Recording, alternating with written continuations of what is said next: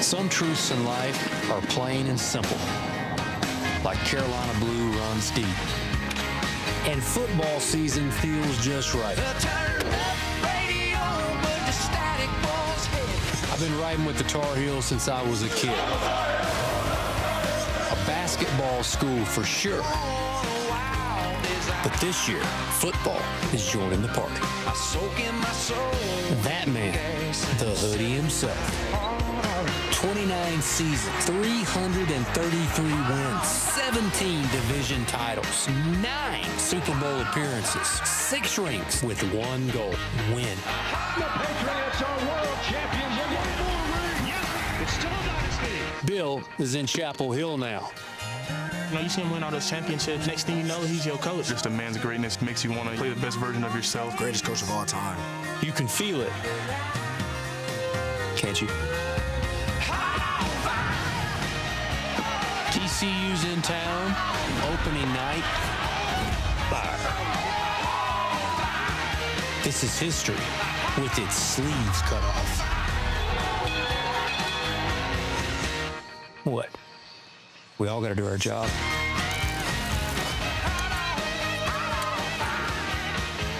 The walk that seemed unimaginable after nearly half a century of unprecedented success at the professional level. Bill Belichick on his freshman opening day, head coach of the North Carolina Tar Heels, leading his team in to take on TCU tonight. Belichick spoke with Holly Rowe not long ago.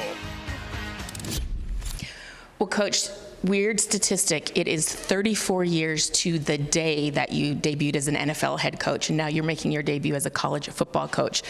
What's going on inside you right now? Excitement, nerves? What does it feel like? I hope it goes a lot better in the game against Dallas and Jimmy Johnson. They crushed us. So hope it goes better than that. I know that you've got a great motto where you say practice execution becomes game reality. What have you seen this week in practice that you think your kids can execute tonight? Well, hopefully we can do a good job with our fundamentals, ball security, and communication. Tell me about the hoodie. I mean, had to be cut off sleeves, right? Yeah, it's kind of my thing. Thank you, Coach. Have fun tonight. All right, thanks, Holly. Thank Appreciate you. it. Thank you. College football on Labor Day night.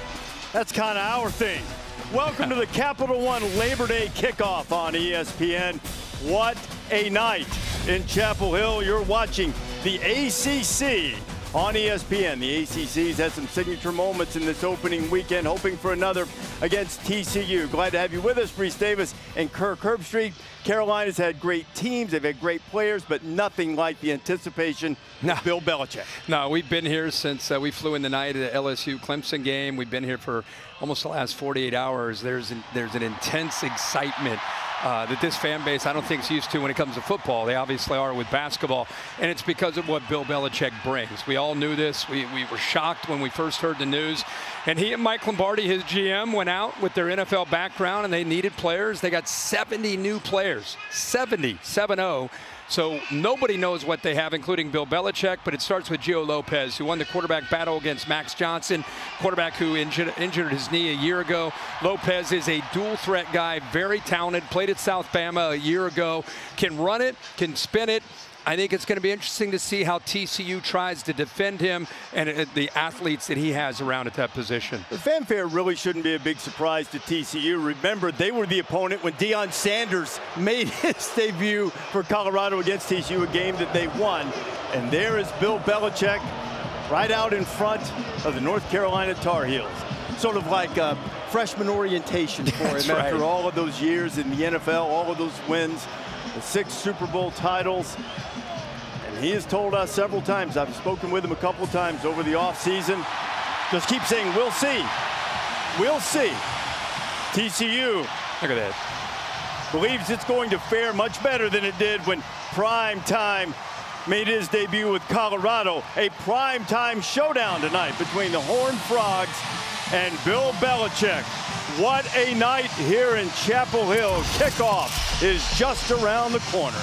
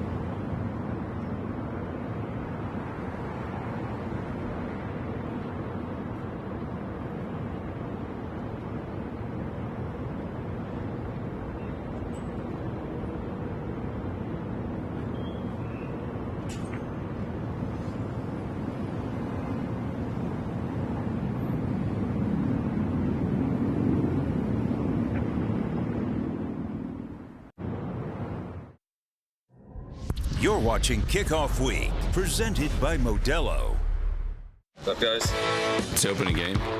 Everybody wants to get off to a good start. 1, 2, 3, 1. We couldn't be more excited to play North Carolina. One play at a time. Do your job. This is a new team, new era.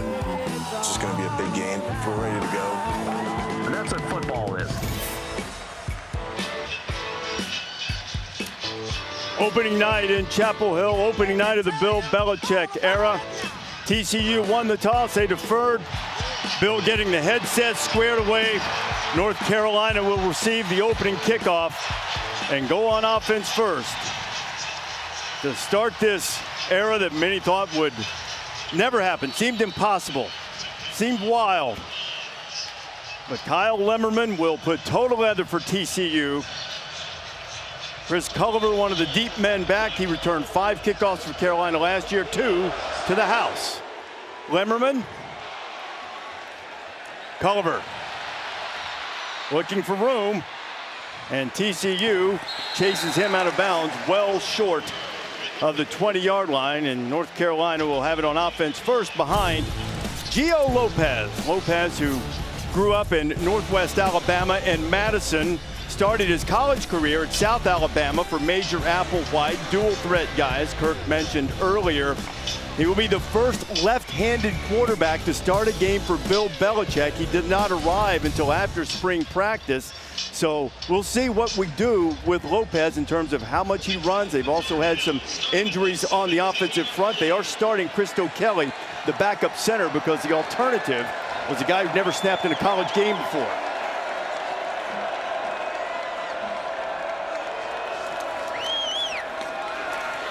And the first play on the ground goes right to Caleb Hood. And Caleb Hood, a good pickup on first down, Kirk, as we take a look at our impact players brought to you by Voya. Yeah, you're going to see a group of backs by committee here in this game for Carolina. Nice run there by Hood. Benjamin Hall also chip on the outside one. Most talented receiver, DO11, gives him the most pressure for TCU. And great group of linebackers. Obi Izor is the inside, number 4. Most experience, and the guy that really has to step up for the Horned Frogs tonight.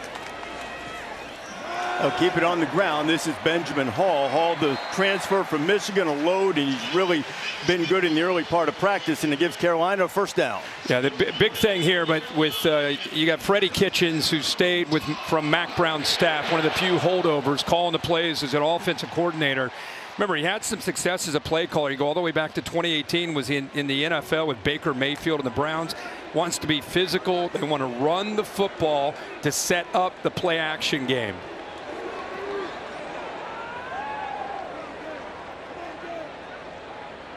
Two runs and a first down. That's Hood, who had the first carry of the game. And Hood finds some more room, and that's his second 9-yard carry of the night, and they're moving and getting creases here in the early going. Now, this is good communication with, remember, 70 new players. You really wonder how things will work out when it comes to communication, the continuity. Good job, and good job of pressing that to the inside by the back Hood, and read that double team. Lopez's first pass, he's got a man out there, and hauling it in is Jordan Shipp. And the first pass of Gio Lopez's Carolina career is an explosive play. And when you run the football, watch what it does to the linebackers and safeties. Their eyes get into the backfield. It allows you to work across like this. See how he's a little hesitant, looking for the crosser, but nobody gets back deep. Good job of putting that out in front where Shipp can make a play on the football. It's exactly how Carolina wanted to kind of set up this offense with a new quarterback and a lot of new pieces. Establish the line of scrimmage, make your quarterback comfortable, then let him throw in rhythm and get a shot downfield. Picked up 39 on the big pass play to Shipp. Now the RPO on the slant. Shipp again, and he's dragged down at the 5. First and goal, North Carolina. 19 yards on the play. Yeah, the eyes of the quarterback there, Shipp, on the RPO. Really good job of feeling the safety come down to help out and run support. Again, go back to those first few plays by Freddie Kitchens. When you can establish that run and make that a threat, even in the opening drive, you can lull those safeties and backers to sleep, get them out of position, and then hit them with a quick RPO on that glance route for another first down. So first and goal. Hood, who's had a couple of good runs on the drive. Lopez has hit both of his passes. Now Gio going to run it, and he'll be knocked down in the backfield. And that's really the first good play for the TCU defense. The first guy there was Jamel Johnson. Yeah, Johnson came up flying. That's what they've been doing. This time he took away the threat. You know, that's a complete quarterback run, design run. They will not hold back at all. They're confident in what he can do. He's physical, very strong lower half. He almost looks like Tua in his uniform, and the way he, you know, being a lefty, he's got that look as far as his size of his body. But he's tough to bring down. But a great play that time by Johnson in the open field. Ran for nearly 500 yards at South Alabama last year. Leave it with Hood. Hood for the goal line, stranding and goes in, standing up. Touchdown Heels.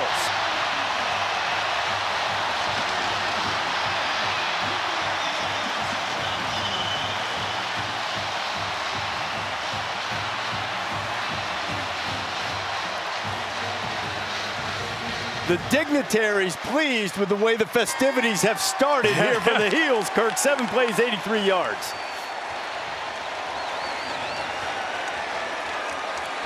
Now Reese Verhoff on to add the extra point.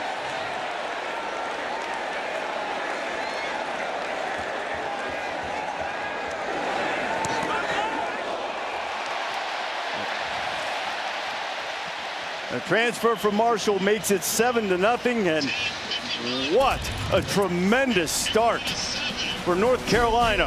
Hood had the first carry, and he had the final one on that drive.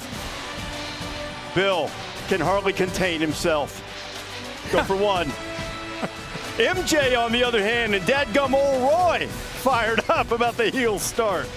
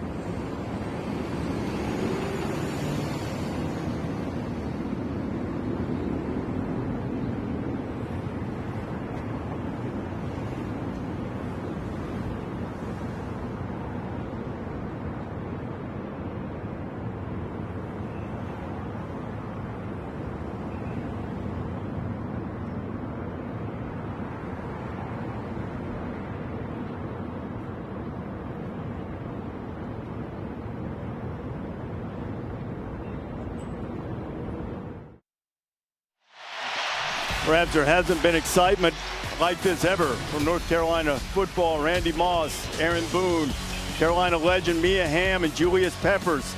And then, that might be the Holy Trinity of North Carolina right as there. Good as it gets right there. With Roy Williams, Lawrence Taylor, and the great Michael Jordan, who Herbie said he wanted to go meet before the night's over. If I'm leave for a little bit, I apologize.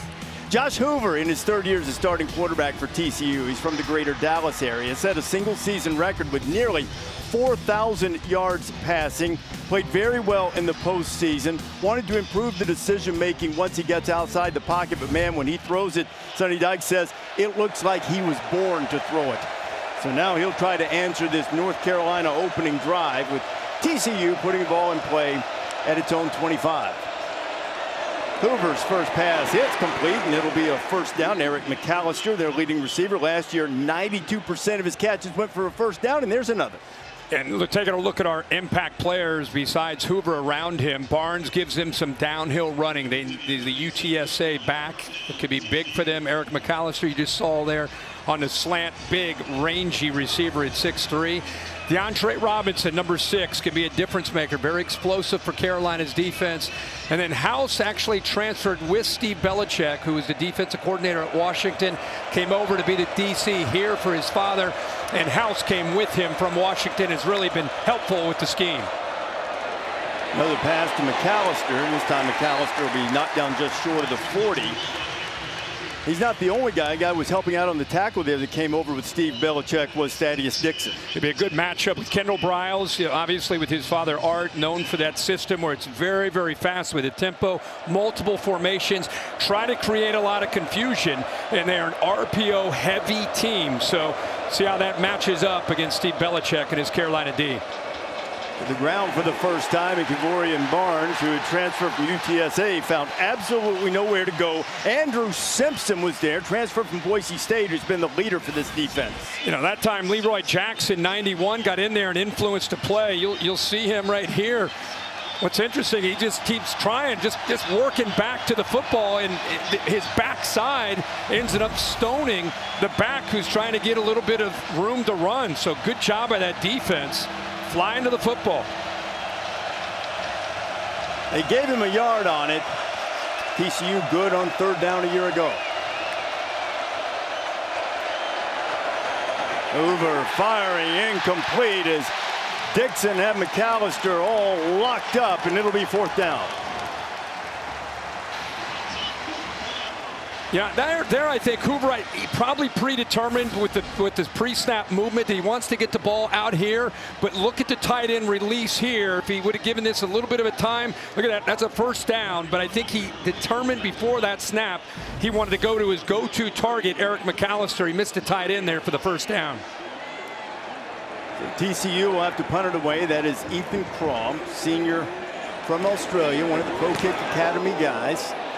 Will Hardy, the veteran Carolina safety, was back there to return it and didn't have a chance. Short kick goes out of bounds, and North Carolina, which had a spectacular opening drive, has really good field position starting at the 35. 25-yard punt. Bill Belichick's college career is off to a rousing start, up 7-0.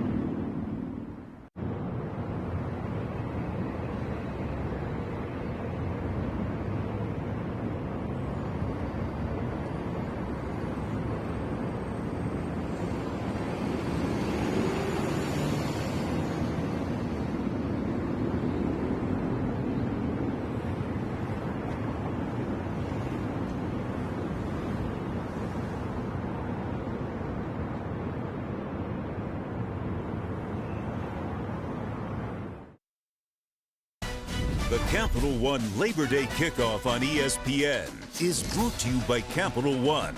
What's in your wallet? And Modelo, the mark of a fighter. When it comes to Super Bowl titles, no one's ever done it better than Bill Belichick. Also has a couple more as a defensive coordinator. Only 3 guys have won a Super Bowl and also won a national championship as a college coach. Pete Carroll, Jimmy Johnson, and Barry Switzer all doing it. Now, no one's suggesting that Carolina is going to do that this year. But never know. We are yeah, that's true. We are suggesting that's why he's here, ultimately. Yeah, absolutely. Well, it couldn't have started. This game could not have started any better for Carolina on both sides of the ball. We'll see was the most common phrase uttered, and that's really the first mistake of the night. False start. Offense number 72. 5-yard penalty. First down. It's the big 72 is Aiden Buchanan, a 6'9", 330-pound freshman. I mean, that is a big man at any level, but he's a freshman at 6'9", 330. I mean, that's playing left tackle. Of course, right tackle with Lopez would be the blind side. Buchanan's a guy who originally was slated to go to West Virginia. Changed his mind, wound up here at North Carolina. Playing the left tackle spot. Gio Lopez only took 6 snaps under center last year. And took one there, and not much running room for Damon June, the young running back from Jacksonville, North Carolina. Here are the coordinators, Kirk. Yeah, and Freddie Kitchens, as we talked about, he wants to be physical. He has that background in being in the NFL, set up their play action game, a little bit of quarterback run. Andy Avalos, who's in his 2nd year now as a defensive coordinator. And I think being in the 2nd year of the system not only helps him, but I think the players understanding the scheme. This is a defense that had some issues, especially on 3rd down and in the red zone area. They've really worked hard to get better. Kirk, keep an eye on the center. That's Chad Lindbergh. That's his first career shotgun snap. And Gio Lopez somehow got away, or maybe a whistle blew. And they did not like this here as Zach Chapman was applying the pressure, number 0 for TCU, as this drive has not started as well as the first one for the Heels. 3rd down. Really good job here, a little twist. You'll see him working from the outside back to the inside after that little movement with the linebacker blitzing. And he's able to just overpower the right guard, Daniel King. Crowd, like you say, frustrated. They thought Gio Lopez with that low center of gravity able to pull out of there, but he's sacked, and now 3rd and 23. I think that might have been a quick whistle because Chapman eased up when he heard the whistle. He had him in the grass with 3rd and 23. They'll try to mitigate the damage, and TCU a much, much better defensive series than the opening one. Jamel Johnson, Devin Deal among those there to stop him. Yeah, a big focus again for TCU this year. And there's Andy Avalos fired up. Is more negative plays, getting teams behind the sticks. That's one way to get better on 3rd down. And that's what they were able to do here on this series, get off the field. Tom McGinnis will punt it away. It's Jordan Dwyer, a transfer from Idaho, who is the deep man for TCU. TCU didn't take a lot of transfers, spotted guys, and now both teams have a particularly short punt. They'll mark it out of bounds just right around the 40-yard line, and it's where the Horns will have it when you come back.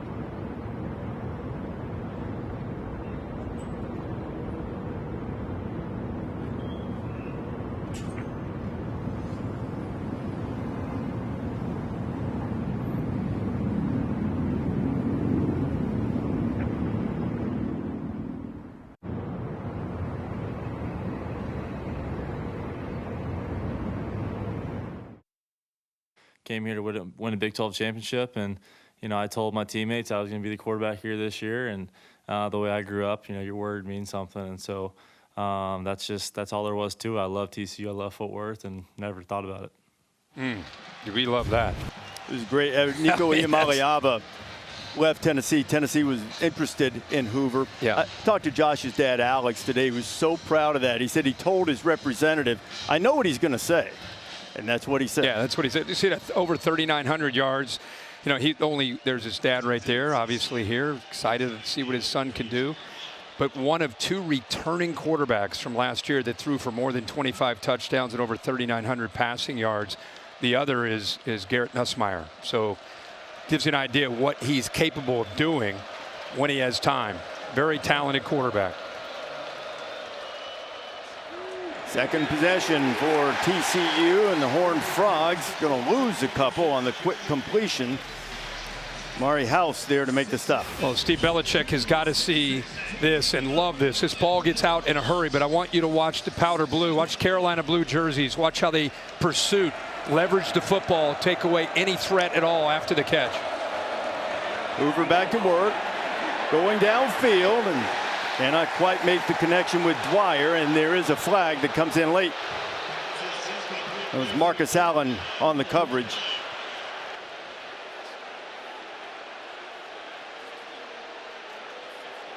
These 2 corners for Carolina, maybe the 2 best players on defense, certainly 2 of the 3 or 4 best players. It's our Big 12 crew led by Kevin Marr. Sorts out the flag, a little discussion. Well, if he got him in the middle of the route around the 50 or the other 45 on the jersey right there.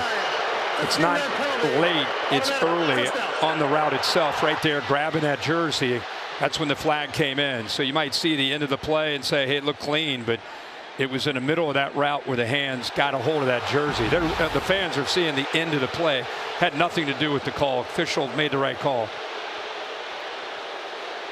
So that'll put the Horned Frogs into Tar Heel territory. And if they're going by the end of the play, if they're going to boo that, I'm with them. They should boo that. But if they go back about 10 yards where he grabbed his jersey, my man here in the white shirt, he'd be like, well, I guess that is a penalty. I would imagine the discussion between the officials, are you calling defensive holding or pass interference? A little pop pass, get it quickly to the edge. Jordan Bailey, explosive guy, and he'll get it down to just about the 40-yard line. Pickup of maybe 4 before Gavin Gibson gets him out of bounds. When Kendall Briles gets this offense going, it's going a lot faster. And they're stretching you horizontally with jet sweep and quick throws, which they're trying to do. Those have been taken away for the most part.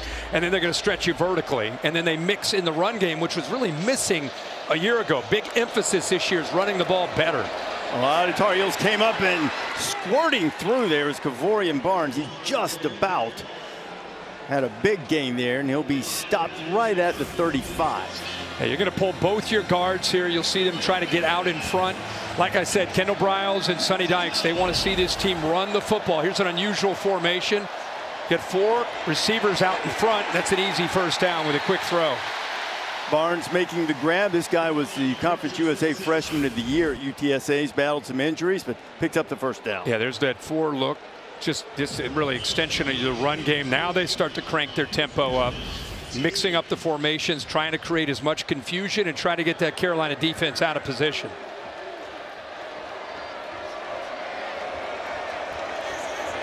Yeah, you got 70 new players. You're going against tempo. They've had a month to try to get ready for this style of offense that you see quite a bit in the college game. You don't see it at all in the NFL, but Steve Belichick at Washington last year has seen it. They're riding with Barnes, and he rumbles down inside the 30. One of the things you might see, they're waiting late in the clock. Reminder that the communications into the players, the helmet communication goes off at 16 seconds on the play clock. I'm just liking to see right now that Kavorian Barnes is bringing a very different downhill physical look to this offense. Like I said, if this offensive style doesn't have that balance and they can't establish the run, it really neutralizes what it can do. Do a good job picking up the backers. Hoover puts it right on the money. What a throw to Jordan Dwyer, and the Horned Frogs have answered. 27 yards. It's a nice job here, TCU answering, this time looking like the offense they expect to have this year. And it's a good job. We're bragging about Barnes, his willingness to run and get downhill. This time he does a nice job of stepping up and picking up this backer blitz. With a middle field safety, you got a one-on-one shot. And with Hoover's accuracy, look at that ball. Right over that outside shoulder, right exactly where Dwyer, the transfer out of Idaho, could go get it and get that touchdown. Great play, great drive by the Horned Frogs. 6 plays, 58 yards, took a tick over 2.5 minutes. Number 94 as well for TCU. So Kyle Lemmerman, strong lead kicker. They had a little bit of a kicking issue in camp in terms of a little bit erratic. They think they've got it straightened out. Lemmerman's first attempt of the night will be a PAT to tie it. Boy, Hoover can throw the football, man. That was pass interference set that up. Marcus Allen wasn't pleased with that call, but not much defense for that kind of throw that Hoover just made to tie this game at 7 late in the first quarter. But when Bill Belichick came in and was announced, he and Mike Lombardi, they went to work. They tried to figure out what can we do here. We've got to get the right personnel to fit our scheme and our attitude and our culture. So right away, you got 13 new assistant coaches. They went out, brought in 70. Reese can help you understand how you can bring in 70. Normal year, in old days, you'd bring in 25 guys. Right. Now you can bring in 70. We saw Coach Prime was able to do that. And now with Mike Lombardi here with Bill, they decided to go out and bring in a bunch of guys. Well, the rules, Kirk, obviously, as most people know, vastly different now. There are no limits on transfers. You don't have to sit out when you transfer. You also have the new revenue sharing there, so more of the players can be paid legally. Yeah. So you had 40 guys come in as transfers. They were able to sign or bring in 30 freshmen, and you just have an overall roster limit now. So they are among the top. It's the third most in Power 4. West Virginia has brought in a few more than that. Brought in more than anybody, so that's why you can overhaul your roster this quickly, but putting it together is tricky. And interesting, we asked him, we sat down with him yesterday, Coach, now that you did 70 with a lot of the transfer portal, do you see that being the way of the future? Are you going to do it the way you built the Patriots, more with the draft and sprinkle in some free agents? He said that's exactly how we're going to do it. 26 and beyond. They just needed to try to make those changes to try to fill some holes right away, and there are a lot of them as far as what they had to work with. So moving forward, it's going to be more about trying to create the foundation with high school recruiting and then sprinkle in the transfer portal. Well, to that point, Kirk, TCU has 48 new players, but 33 of them are from high school. Only 15 transfers. That's the second fewest in the Big 12.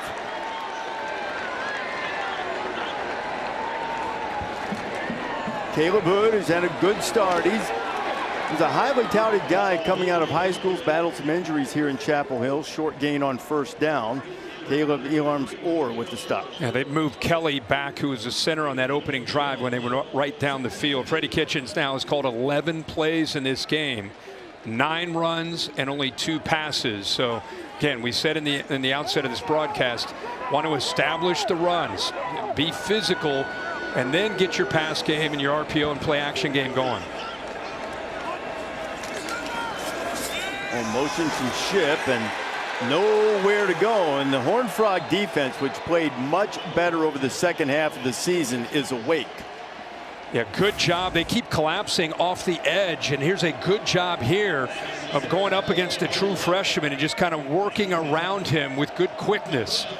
We've seen them collapsing, not necessarily needing to get their safeties and linebackers flying downhill to get out of position. They're winning the battle at the line of scrimmage here these last couple drives.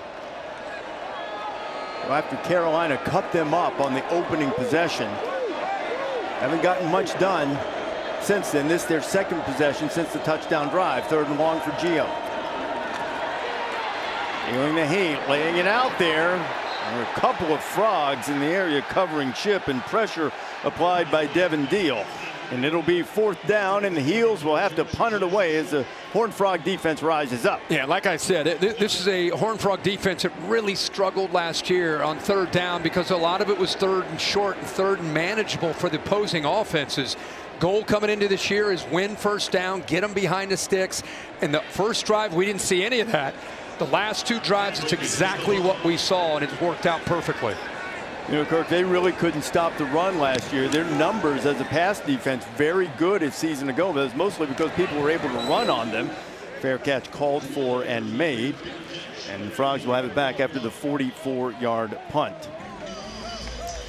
The Allstate bus here in Chapel Hill helping us keep up with all the action. Kirk, what was your Allstate good hands play this week? Boy, that game last night. This may be the catch of the year.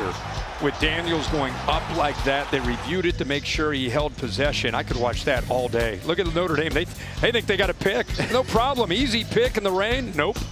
Not with Daniels. Extending up with one hand, holds on to it. To me, I will be in December still looking back at that catch by him in that opening weekend. That was beautiful.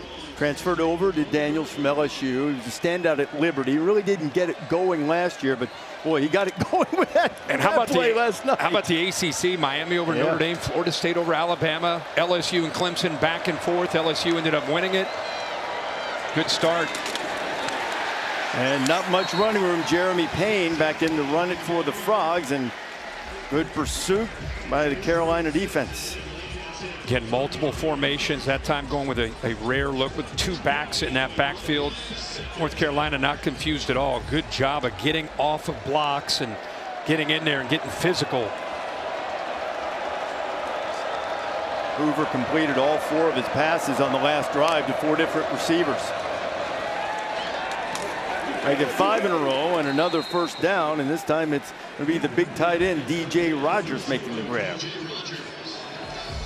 Good action out of Hoover that time with the play action. Caught the linebackers out of position. Good throw right back into a tight window for the first down. Man, is he fun to watch throw it, yeah. Isn't he? And go back to the ground.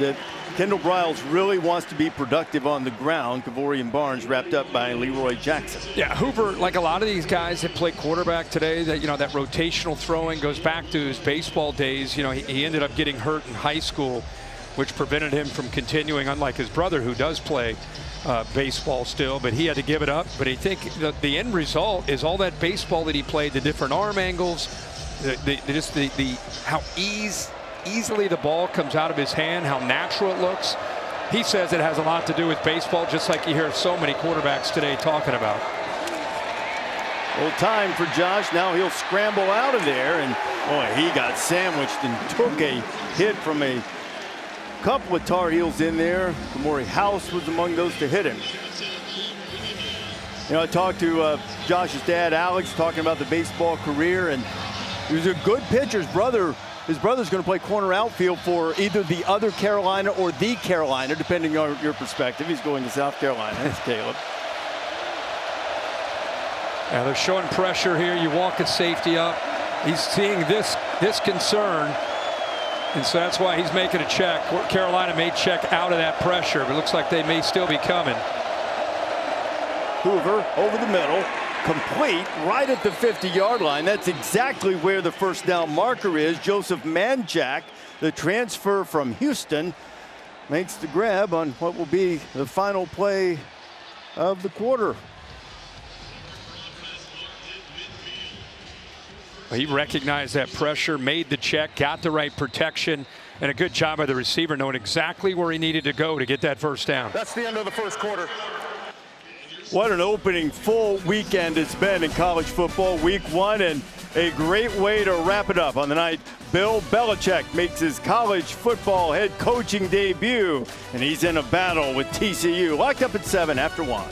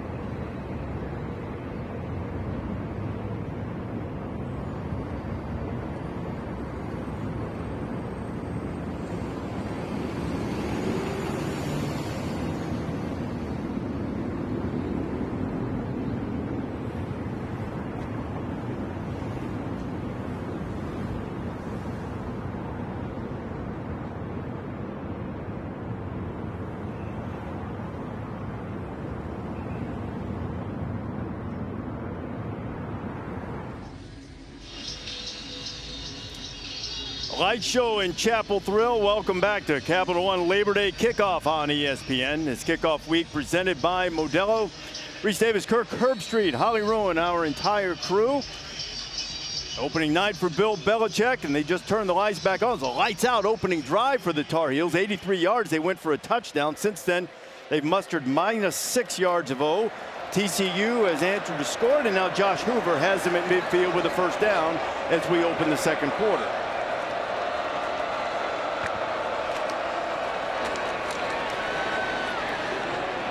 One of the better runs of the night for TCU and Kevorian Barnes. Again, TCU, an ability to get downhill with Barnes, and I think you got to give the offensive line some credit as well. Now they're working together, communicating, even on the road here, handling the different movement from Steve Belichick. Barnes sticking his face in the fan, getting really close to the 40, which is the first down marker as we check in with Holly Rowe. Well, they are going downhill with Kevorian Barnes. That's why they brought him in from UTSA, where he was the 2022 Conference USA Freshman of the Year. They said he's got super quick feet in the hole, and his contact balance allows him to run between the tackles. You've seen it. Sonny Dykes told us we went east and west way too much last year. This year, we're going north and south, and you see the commitment early in this game to run between the tackles. Holly, he's a guy whose rushing totals have dropped the last 2 years. That's largely due to being banged up. Picture of health. He's been great in camp and off to a good start tonight. And there he goes again, breaking tackles, and he's down close to the 30-yard line. A pickup of 9.5 on first down. Well, just a nice job again. I mean, we love to see what Barnes is doing, but I want to focus on the right side of this offensive line. Watch the job that they're doing here, working up on the double team. Watch the offensive line do what they need to do. Open it up. He finds the grass and picks up big yards. This time Carolina's in the backfield, but they can't get the big fella down. Spinning away from Tar Heels. He's got the first down, and he's down to the 27. Smith Vilbert was there trying to make the tackle, and Barnes ran right through it. Low center of gravity, bouncing off. I mean, Carolina had penetration. He looks like he's down for about a 2-yard loss. Spins out of that, breaks another arm tackle. Belichick and Steve Belichick will not like that tackling on that second and short. Hoover lays it out there right on the money, and making the catch is DJ Rogers again, his second catch of the night. Yeah, free release there, able to get out, allows the quarterback to be able to throw in rhythm, puts the ball out in front, anticipates well. Second time we've seen the big tight end Rogers get his hands on the football. 6'4", 250. Continuing to move the formations, personnel groupings, try to affect the communication with this Carolina defense. Picked up 14, now first down from the 13. And maybe a little miscommunication. Was looking for Dwyer, and it's incomplete, and there's a flag down on the play. Yeah, flag came in late. They're going to call it on offense. Marcus Allen saying, what did I do? You know, I think he already got nabbed for one he didn't like. Offense, 15-yard penalty, repeat second down.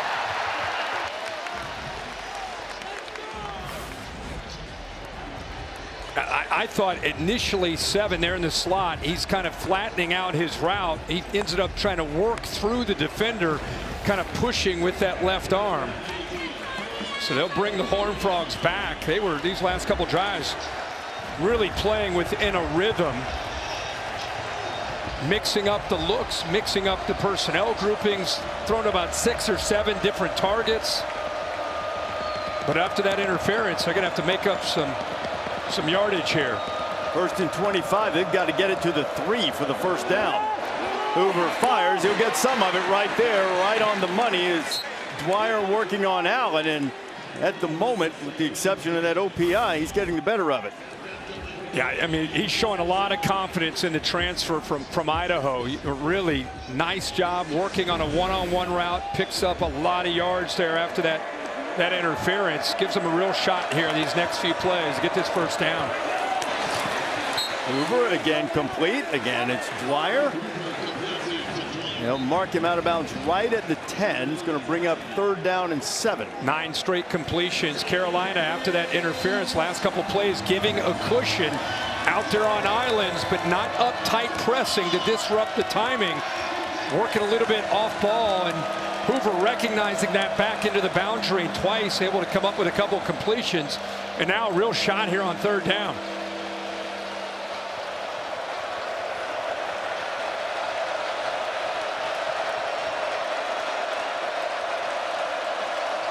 Tar Heel crowd trying to help the D.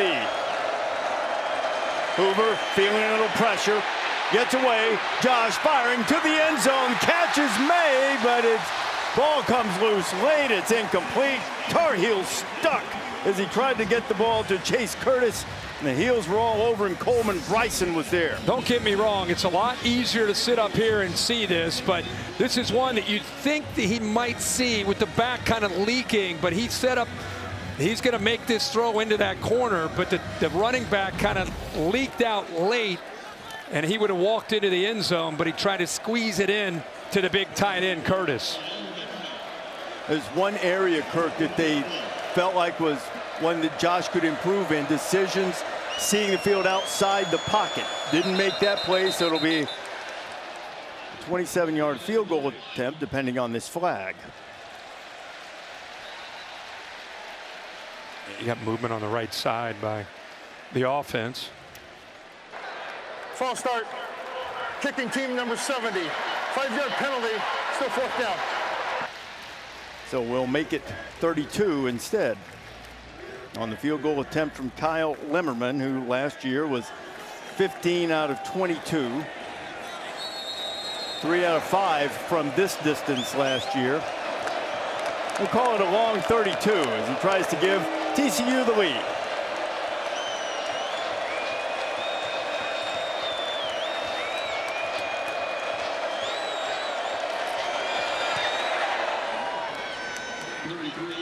Kick on the way, it is true, and TCU has scored 10 straight, and they've taken a 3-point lead on the Tar Heels.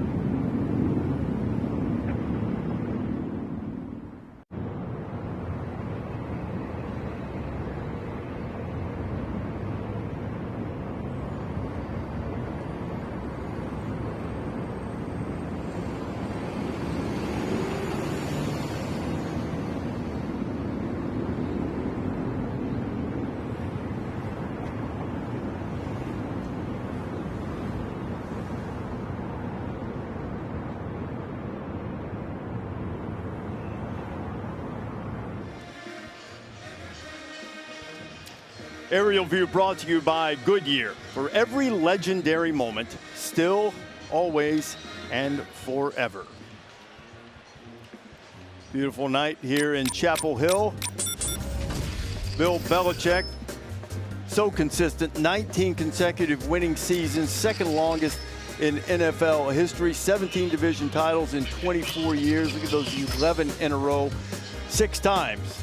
Brought home the Super Bowl crown with the New England Patriots, and now for 49 years as a professional coach, a guy who loves football at every level. We've had him on game day a few times. Yep. Knows the history of the game inside out. Dad's a longtime assistant coach at the college level. His regular season debut in the college ranks. Chris Culliver going to bring it out. Mentioned early how dangerous he can be, but Culliver's going to be tripped up short of the 25. Well, that opening drive for North Carolina was pretty. 83-yard drive. They went a lot of jumbos, which was interesting to go with that look. Got Hood going with that look. They were able to control the line of scrimmage. Also, most importantly, set up good play action. See the linebackers and safeties getting downhill, expecting run, get lost in that deeper crosser. Able to put that right on the money to one, Jordan Shipp, and then here again, that jumbo look off to the right, able to win things. And it looked like they were going to have a big night offensively, still might, but the next 2 drives since then, 6 plays, negative 11 yards, both 3 and out. Let's see what they do here on their 4 series. Gil Lopez pulls it. He's going to take a shot down the field. He was trying to get it to Alex Taylor. There's a little hand fighting there, chanting Canada out there for TCU, no flags. Yeah, Channing Canada does a really good job here of just kind of getting right into the face of the receiver, stride for stride, right in his pocket there, able to locate the football late. And when you're in phase like that, you're able to get away with a little bit of hand guarding and touching there a little bit. If you're behind and you do that, they'll call it every time, especially if you don't locate the football. Davion Gauss in at running back now. Lopez trying to run quarterback draw, and TCU is having none of it. And it'll be another 3rd and long. Paul Oyewale and Marcus Deal were there to stop it. Yeah, that time Kelly just got overwhelmed right in the middle of your screen. This is a quarterback's worst nightmare. They only rushed 3. Just power rushed him, bull rushed, just pushed him back into the backfield. Nice job by Marcus Deal. And again, I go back to the goal of the entire offseason, getting more negative plays, whether it's sacks or tackles for a loss, getting teams behind the sticks, and we've seen that now. 3 straight series for the Horned Frogs defense and Andy Avalos. Hood and Hall, running backs on either side of Lopez. And no running room for the Michigan transfer, and it'll be a 3 and out as Nnamdi Obiazor made the stop for TCU. You know, 3rd and long, run the football, and this defense, you know, you keep contained, not fooled at all. Good job of using that sideline. No chance at all. That's 3 straight 3 and outs for TCU. Boy, since that opening drive, Kirk, they've got 83 yards. The subsequent 3 drives, they've lost 5. McGinnis punts it away. Dwyer signals for the fair catch and makes it right around his 31-yard line. So the TCU offense goes back to work behind Josh Hoover after the 46-yard punt.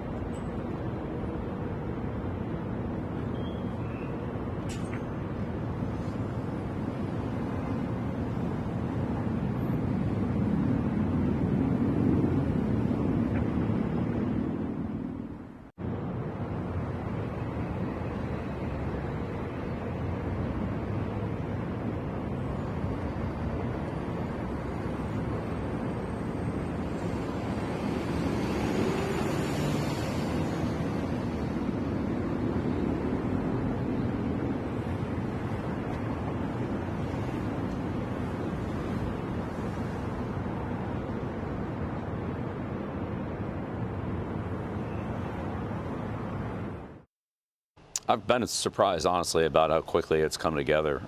The buy-in's great, the work ethic's great.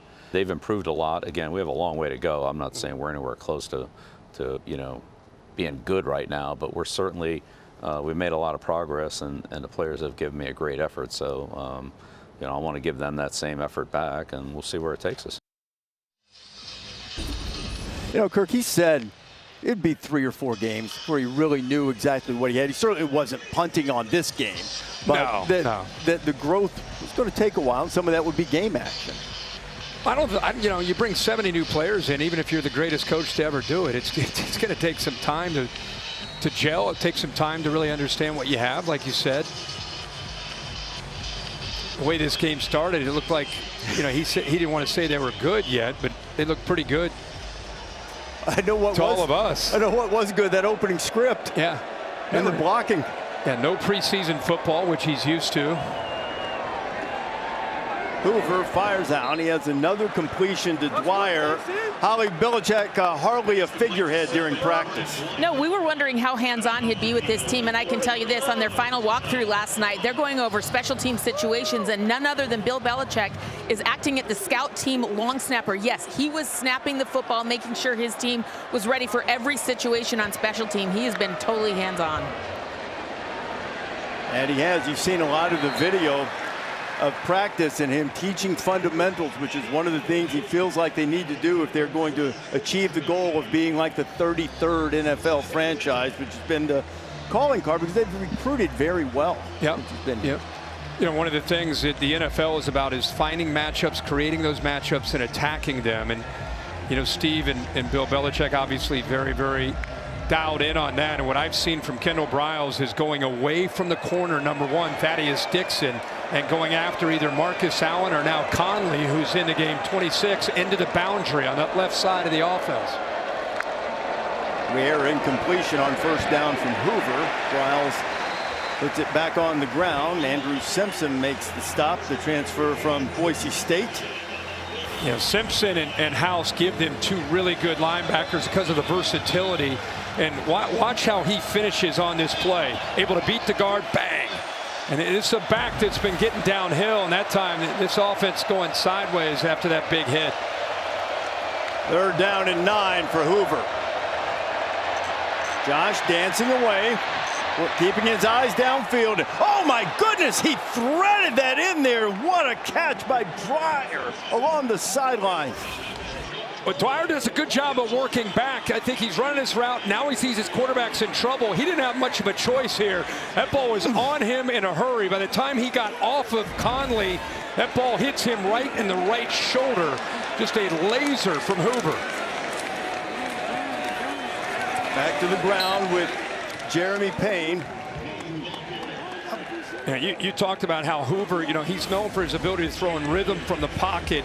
Here, he puts that right to the outside, and if his guy's not going to make a play on that, it's going to go out of bounds. But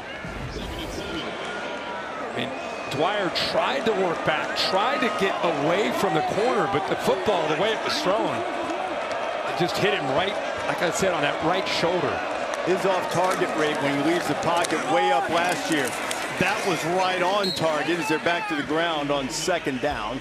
They'll stop him 2 or 3 yards short of the first 3rd down coming. One of the intriguing matchups in this game was Hoover and his receivers, which I think they would tell you is a real strength for Kendall Briles, going up against Steve Belichick in the back end of, with all these new faces. The one thing I think they felt pretty good about is the back 7, and especially what they could do in that secondary. So it's been good against good.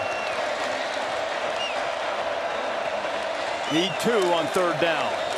To the ground. He'll pick it up. It was Jeremy Payne running right behind the offensive line. Yep, Cade Bennett, the left guard, picked up that inside linebacker blitz. Did a good job of pushing him to the inside and gave Payne enough room to get up in there. That was a lot of traffic, but with that block by the left guard 60, he's able to find enough room for that 1st down. Now from the 23, Horned Frogs threatening again. Hoover pumps to the outside, the good feet to get away. Josh scrambling now, he gets rid of it on the outside and turns a potential negative play into a positive, and there's Dwyer with his 6th catch on the 6th target of the night. Well, he got pressured, but he misses one right down the sideline. That's an easy touchdown, but you got to give credit to the pass rush, because if he would have been able to locate that, Bailey just walks into the end zone, but there was pressure. His eyes had to go down, so he misses Bailey, who was kind of a little bit of a stutter before he went on the wheel route down the sideline. Little running room for Payne off the right side. They'll bring up another 3rd down. Yeah, it is tough. But with the looks and the tempo and the different jersey numbers that are coming in and out, talk about a tough first game for Bill Belichick and Steve Belichick when it comes to communication. It's one thing to prep it in August. You think you have an idea, then there's different formations, there's different personnel, and it's very easy with the tempo mixed into that to lose a guy or have your eyes in the wrong spot against Kendall Briles' system. Kevorian Barnes, running back, split out wide to the right, empty on 3rd and 4. Screen, and that one's off target and intercepted. Caleb Cost. Rolling on the field is an interception. First down, North Carolina.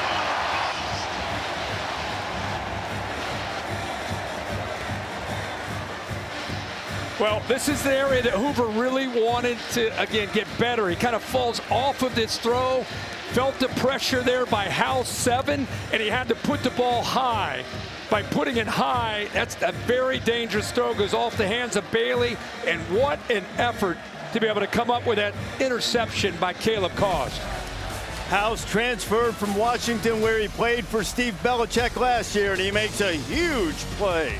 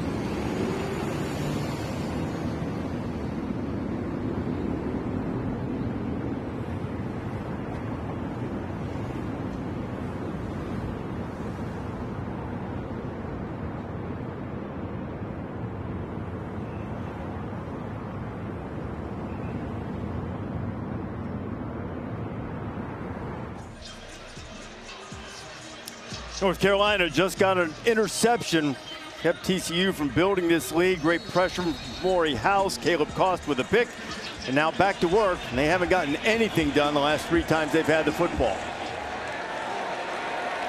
Leo Lopez under center. try it on the ground. Benjamin Hall picks up a few. We kind of noticed Bill Belichick frustrated after this interception. It goes back to the scramble. Watch the hold by the TCU offensive line.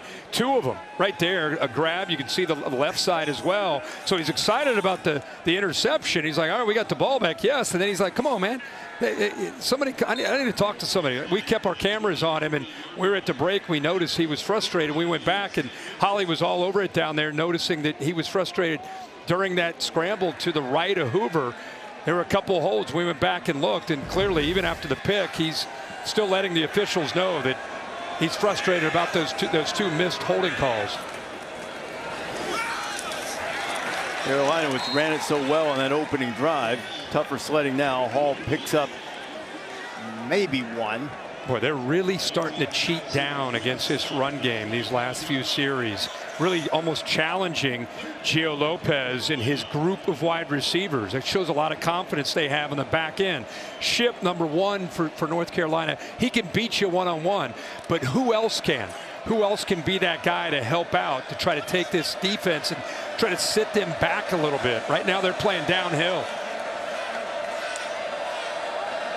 Got to get it to the 29 on 3rd down. Lopez to the outside, and it's intercepted. And it's going to be a walk-in touchdown for the veteran Bud Clark. His 12th career pick, and TCU gets the ball right back and punches it in for 6.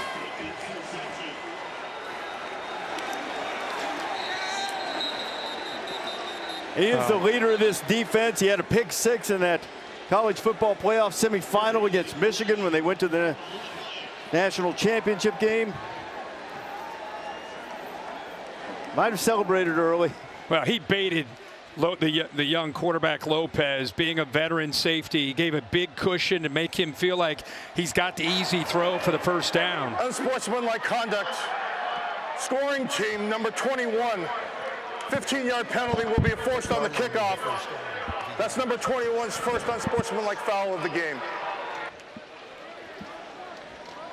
Bud got a little over exuberant. He is now just 1 interception away from TCU's all-time record, and a costly turnover for Gio Lopez and the Tar Heels here inside 4 minutes to play in the first half. With Bud Clark completely showing his experience and just baiting Lopez on that 3rd down play to think he had what he needed for the first down. 3rd and about 5. He had a cushion at about 7 or 8 yards. Gave him a pre-snap look like you've got what you need, and then broke out it. Lemmerman's extra point splits the uprights, and the Horned Frogs up 17-7. Yeah, Bud Clark is, like I said, a veteran guy. He's played a lot of football. He's just kind of sitting back here waiting to see if he can bait the quarterback into a throw, and then does a good job of breaking on the ball, almost anticipating that this throw is coming out, and then just steps in front. I mean, like I said, that's experience, that's great athletic ability, and then that's knowing the down and distance. Knows exactly where he needs to be because he knows where the sticks are. He knows the ball's going to be coming out right around the sticks at the 29-yard line, and just timed it up perfectly. An important thing for this defense when Bud decided to come back to play another year instead of going to the pros. Quickly turned on Belichick after Carolina stopped the drive with an interception. Surprised we've not seen a little bit more of Gio Lopez, quarterback in the run game. You know, whether it's zone read, quarterback power, just something to try to even the numbers at the line of scrimmage. Really hasn't run the ball at all today. He's got 3 carries for negative 14 yards. A lot of that's just sack yards. So I think we saw maybe the opening drive one time it was a design run, but would be surprised to see Freddie Kitchens maybe go to that. Try to slow down this confident TCU defense. And North Carolina a chance with good field position. The kickoff coming from the 20.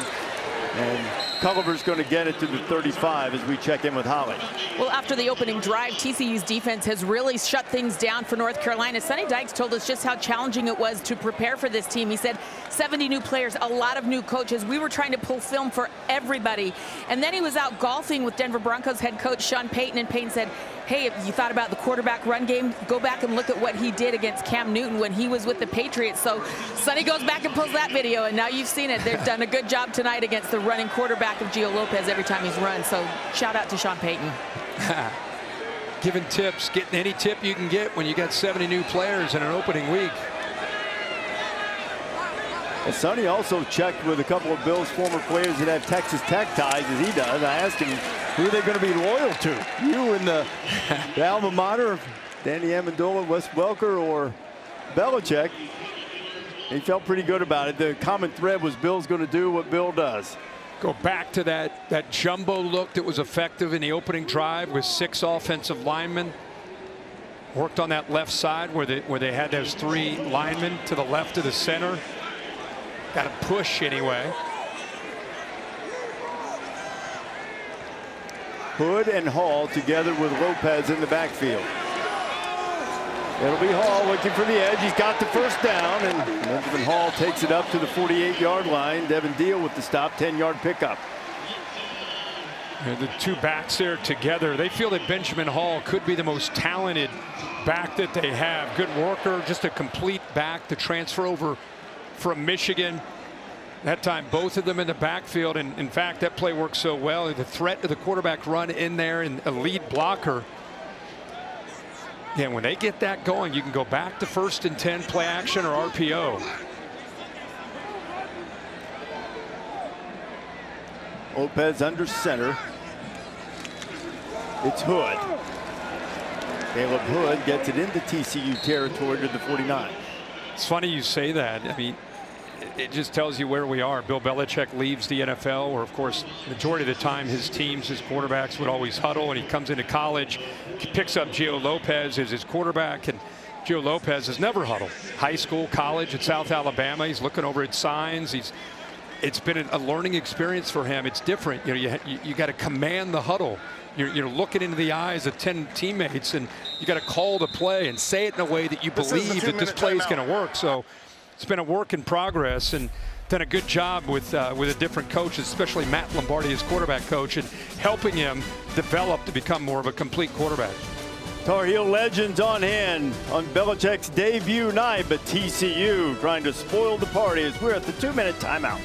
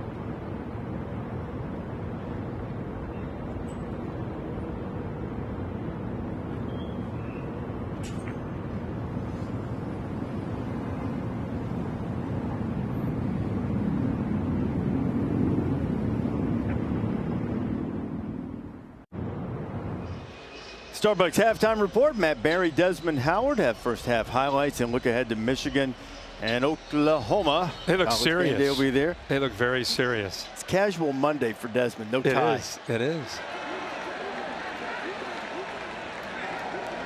North Carolina trying to put something on the board before the half. Gio Lopez pulls it down, going to run with it. Gio is knocked down just short of the 45. Jamel Johnson's had himself a game tonight. He's been very active with this Frog defense. Yeah, Johnson that time just mirroring the quarterback, almost like a spy. You know, the last time Gio Lopez had completed a pass was 8:12 Eastern, which was over an hour ago. Yeah, hour and whatever. 14 minutes. 14 minutes. Let's get a completion. Let's get a quick slant here and put that to bed. He's just 0 for 3, though. They've only thrown it 3 times since that opening drive. They have not converted a third down yet. 0 for 4. Now they're really trying to go do it here. Trying to go empty here to get the numbers for him, maybe on a quarterback draw, but they're blitzing. They got it snapped and it rolled to him. Gio going to fire it deep. He's looking for Ship out there, and all over him with excellent coverage was Austin Jordan. Well, the timing was off because the snap bounced back to the quarterback. Now you got the slot fade, but really good coverage. I'm telling you, TCU with the speed they have on the back end, that was Jordan, the transfer from Texas.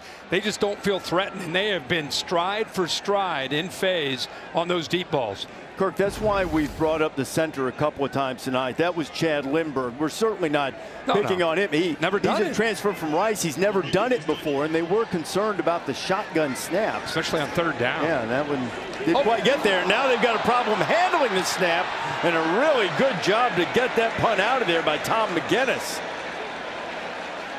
Almost had a Sean McDonough trouble with the snap moment there.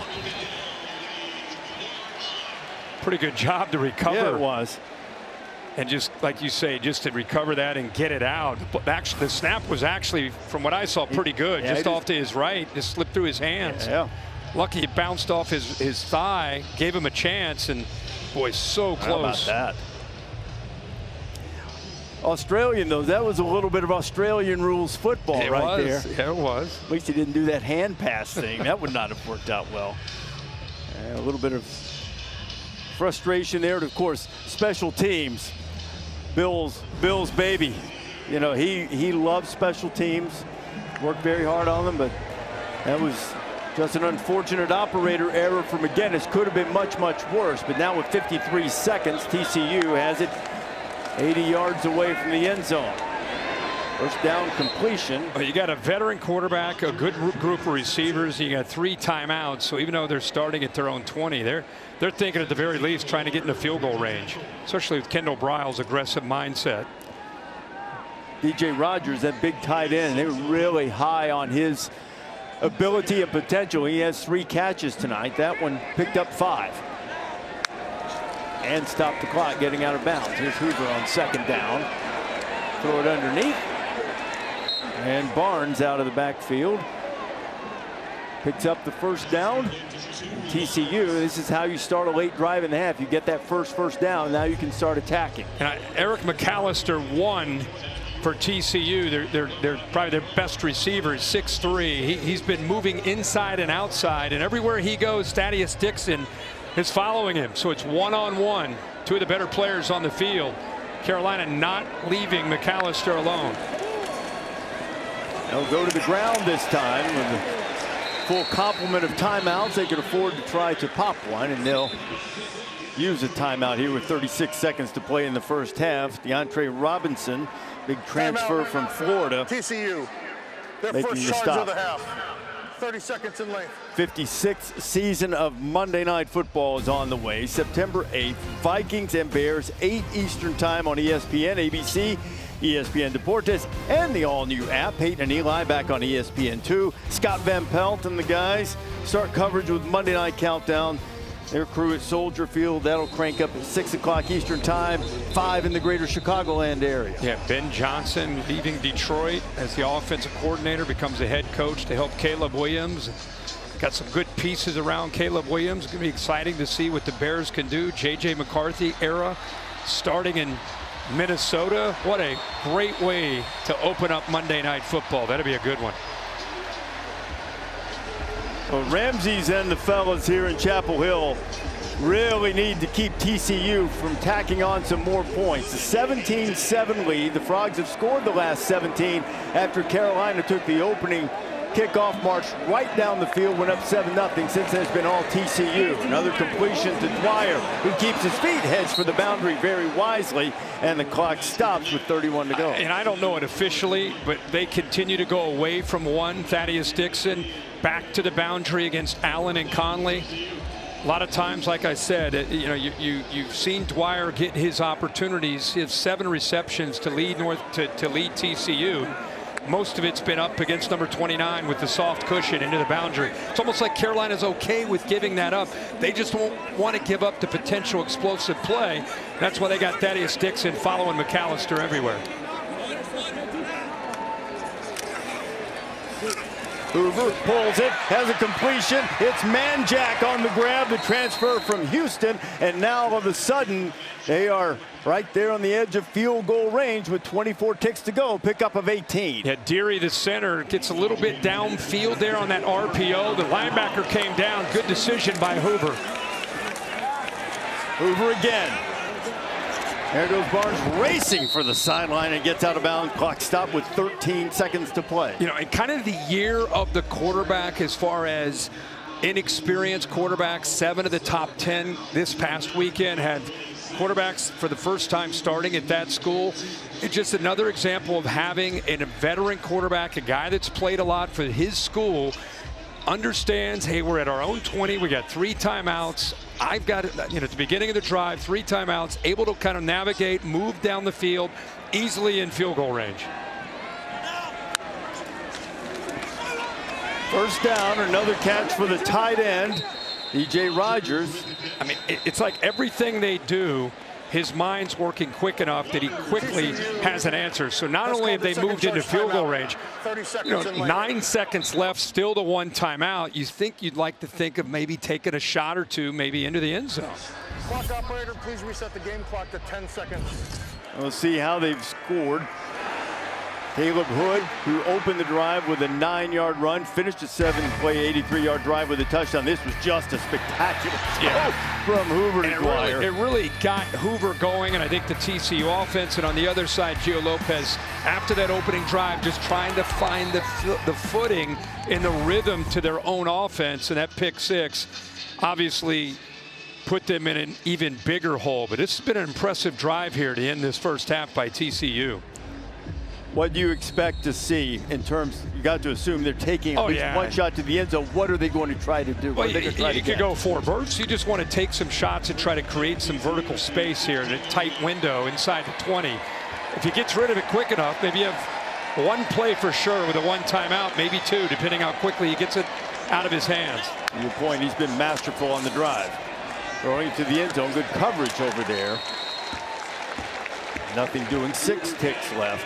And that time they did go at Dixon, and that's probably why they've been avoiding him. And Sonny Dykes not going to mess around with this. I think he's going to send out the field goal unit. It's important that Carolina come up with that stop and not give up the touchdown, obviously. And a big part of it is not only you down 10, potentially down 13, TCU gets the ball to start the second half as well. Lemmerman looked really smooth during the warm-ups. This is a new surface. 33-yard attempt. He's made 1 tonight. And now he has made 2 with a 20-7 lead after Lemmerman caps off that waning moments of the first half drive. And the Horned Frogs will get the ball to start the second half. It looked for a second as if there might be a second or 2 remaining on the clock here in the first half, but they've let it expire, and both teams are headed to the locker room. So TCU has scored 20 consecutive points, and Holly Rowe is with Sonny Dykes. Well, Coach, after that opening drive, your defense has really settled in. What changed for them in this game? Yeah, we got a little on our heels on that opening drive. Guys settled in, and we just started playing. Man, we've made those 2 mistakes down the red zone right now. Otherwise, we could have pulled away a little bit. But you know, we got to keep taking care of the football. We got to turn over down there, and that hurt us. It's been a fun matchup watching Eric McAllister go against their number one. Two number ones kind of canceling each other out. How has Josh Hoover read the field and found other guys? He's done a great job. I mean, it all starts with the protection. Offensive line's really protected well, and you know, guys are making plays, and we had a chance to distribute to a bunch of different guys, and they're stepping up. Thank you, Coach. Okay, thank you. Holly, Sonny, thank you. To Sonny's point, Hoover 20 of 25, 193 yards in the touchdown pass, and the Horned Frogs with a 20-7 lead. That's the end of the first half here in Chapel Hill. The Starbucks halftime report is coming up right after these messages.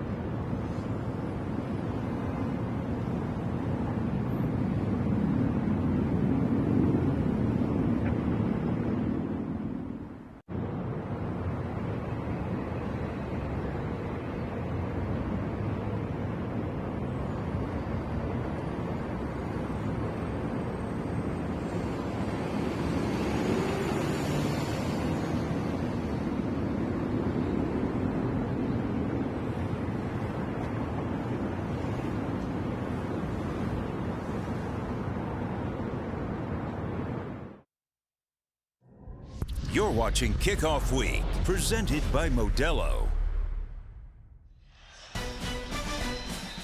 Welcome back to the Capital One Labor Day Kickoff on ESPN. You're watching the ACC on ESPN. Debut night for Bill Belichick as the head coach of the North Carolina Tar Heels. Got off to a scintillating start. Opening drive of the Belichick era. Marched 83 yards, took a 7-0 lead.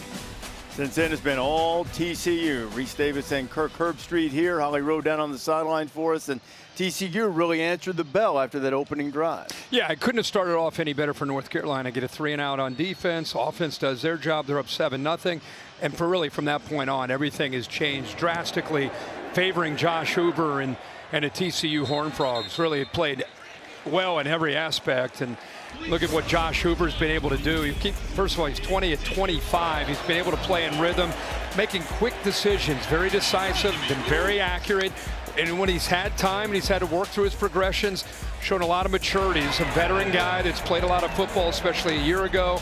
And here's the accuracy. Used the motion to move the defensive back, creates one-on-one down that left sideline. Look at that throw, right over the left shoulder, and a touchdown to the transfer, Jordan Dwyer.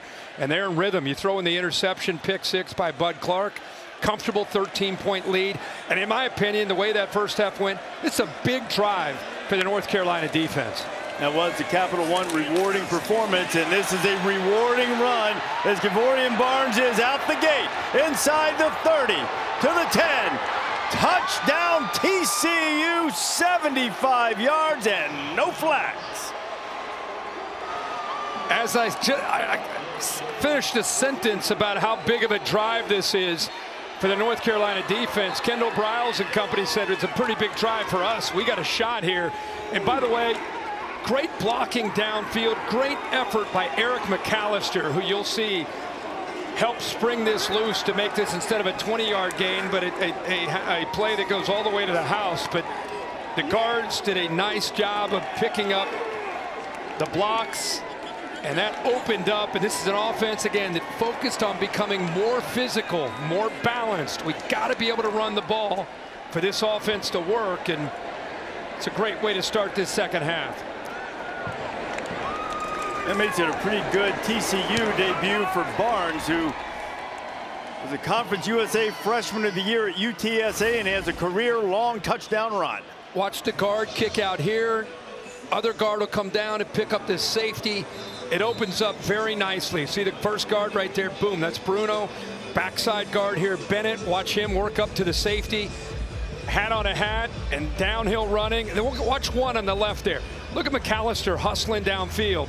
Great job, great effort. Love to see it from a receiver who's known for his ability to make catches. But that's an offensive line that's been playing with confidence throughout this game. And a good job of the transfer from UTSA. Not just bringing downhill physicality, showing you he can take it to the house. Good job by his teammates opening that up. The longest rush for TCU since 2022 when they played for the national championship. Kendall Briles said he wanted to run the football. I was going to say, how great is it when you work in an off season? You got 7-8 months to try to get through winter conditioning and spring football and into camp. You have a goal of where we need to get better, and then you see it play out right before your eyes in an opening game against Bill Belichick. 10 carries, 111 yards. They were really impressed with the way he played in camp. They wanted him to seize that running back position to give them more of the downhill runner that Holly talked about in the first half. Went downhill and then hit the seam and turned on the speed. Now, see if North Carolina can answer. Dangerous return man is Chris Culliver, but TCU has done a really good job of containing him on returns tonight as we go down to Holly. Well, guys, coming out of the locker room, the North Carolina players were yelling, start over, trying to get some energy back for this second half. But after that long touchdown run, it kind of took the air out over here on the Tar Heels sideline. The offensive line just started clapping. They've got to get out there and make some noise. They did such a good job on that opening drive. They want to get back to being able to run the football right now. But they need some energy right here. You can see them trying to take the field now. Holly, since that opening drive, they've run 17 plays, gained 20 yards, 1 first down, haven't converted a third down, punted 4 times, and thrown a pick 6. Haven't completed a pass since that opening drive. Lopez wanted to take a shot, had it covered up. Gio slips away from a couple and is going to pick up 2 or 3 before Nnamdi Obiazor makes the stop. Ansel Dimbo was the one who applied the pressure and flushed him out. Yeah, TCU has been mixing up their looks, trying to create some confusion for the transfer from South Alabama. And when he has been back there to throw, they've mixed in some man and some zone, make him hold that football and allow the front four to be able to get some pressure. Pick up a 3 on the scramble, 2nd down and 7. Lopez. Get a couple in the 3rd down play coming, about 5 to go. Keep talking about what TCU emphasized and wanted to get better at, and we talked a lot about their offense, but their defense, it was about being better on early downs and trying to get some plays to create negative plays for the opposing offense, to be able to crank up Andy Avalos, to be able to get exotic and multiple with his package on 3rd down. It's been working. North Carolina 0 for 5 on 3rd down so far in this game. Weren't great last season under the previous regime. Boy, do they need to stay on the field on offense here. Benjamin Hall was greeted almost as soon as he got the football. Paul Oyewale was in the backfield. Hall had nowhere to go, and it's another 4th down for the Tar Heels. Yeah, and this is just this is a blitz package right here. Watch the center, 53, get pushed back. You know, the linebacker doesn't make the play, but just by pushing him back into the play, it makes the back have to redirect, and then allows the rest of the defense to swarm to the football. Tom McGinnis, we saw him mishandle a snap earlier. Pulls that one in cleanly and gets away a nice punt. And, Dwyer almost misjudged that thing, but backpedaled and made the grab, and TCU will have it back at its own 15-yard line after the 51-yard punt. Dorian Barnes and the offense going back to work when you come back.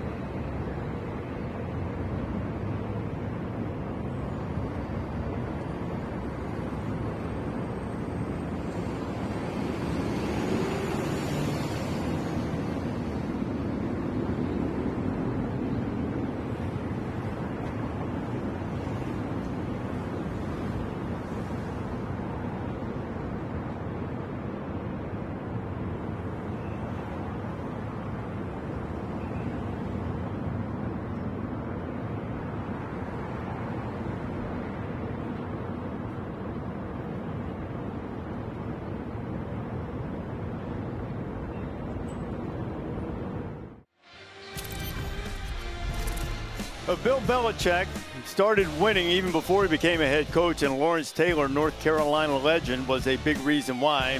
Belichick loves LT. They were together. They came by our College Game Day basketball show when they were here in the spring, and there is one of the greatest to ever play defense at any level of football, Lawrence Taylor.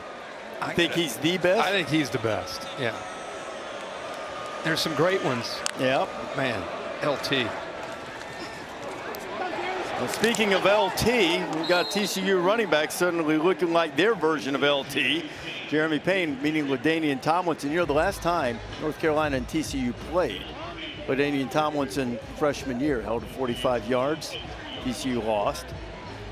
They were trying to get their first victory over Carolina in a 20-point lead early in the third. Last time TCU had a 100-yard running back was Imani Bailey back in the 23 season. He had 150 yards, and tonight Barnes had already at 111 after that big run.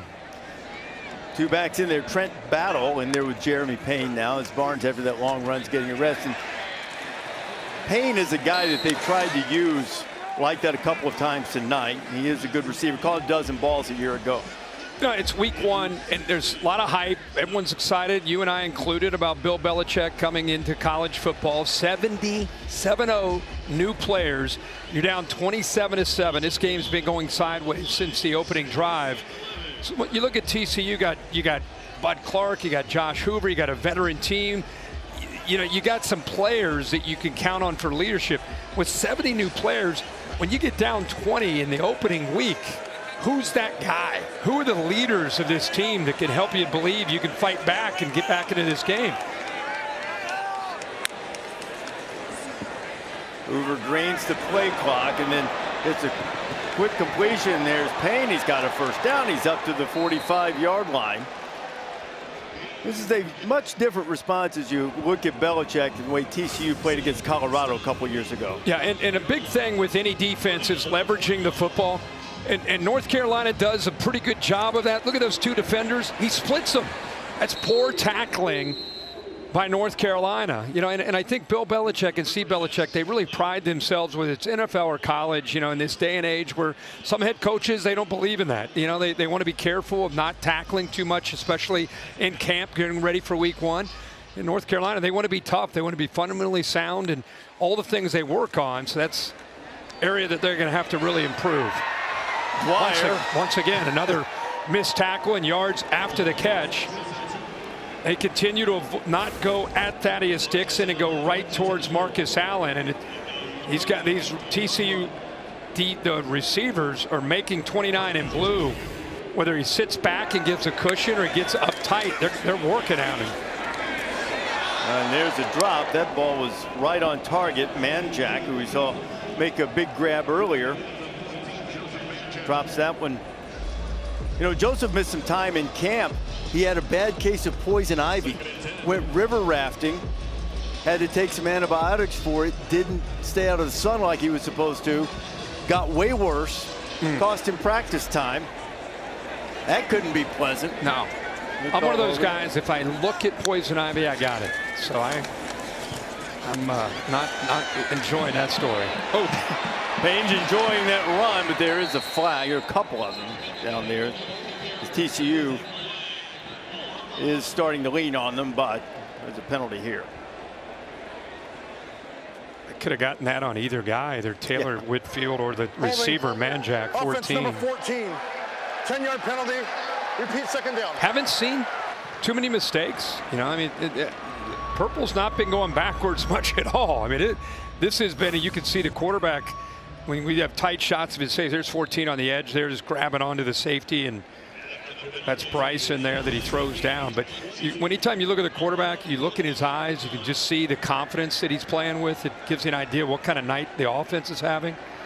Josh Hoover in this offense, definitely after the opening drive, they've found a rhythm. He's 24 of 30 for 227.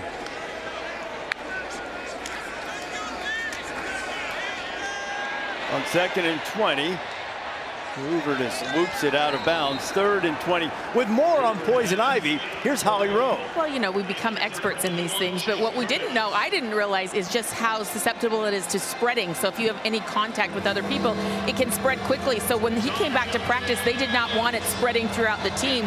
So they said he was out there practicing in what looked like a beekeeper outfit, head to toe covered, so there wasn't any contact spread of the Poison Ivy amongst his teammates. I'm chuckling, but I wasn't the one scratching and looking for calamine lotion. 3rd down and 20.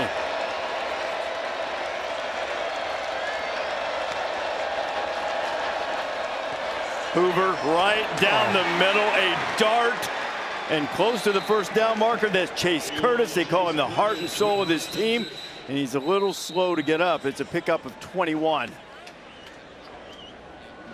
Boy, did he take a shot, Kirk. Yeah, he really did. What you see is a linebacker that ends up blitzing, showing blitz, dropping, and the result is look at the open space. Nobody reroutes him. He's just walking. That's almost like against air.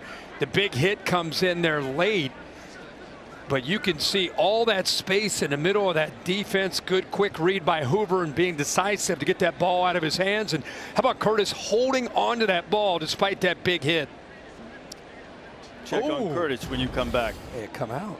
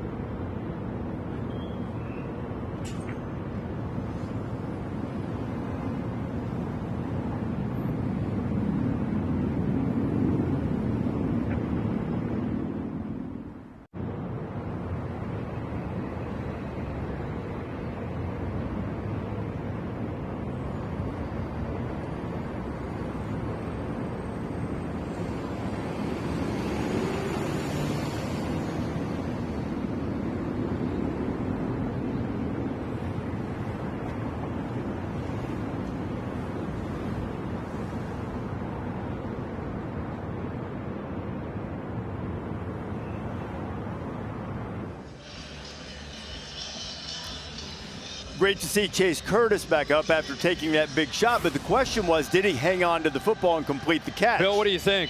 Well, we've got a guy, he's turned and made a move upfield. So they're saying he's completed the process of the catch. Ball, here comes the ball's out. So they're saying it's a fumble. And he's fallen on his own fumble. Now, the question also came up about targeting, but there's no indicator here. There was no launch. There was no upward thrust. No defensive player? No. Just two guys that ran into each other. Okay. There has to be an indicator, and there's no indicator. Right, and even so, you know, the helmet's hit, and there's a larger area on top now. It wasn't really the crown of the helmet. No. So, you know what? Surprised Bill Belichick didn't challenge that. I actually think it was the right call. Do you? Football move, and he fell on the fumble. What is a football move? Well, ask Clemson. Into the open field goes that's a Battle. move. There's a football That's move a right football into the end zone. A 28-yard run. And the heels are getting the boot put right to their backside.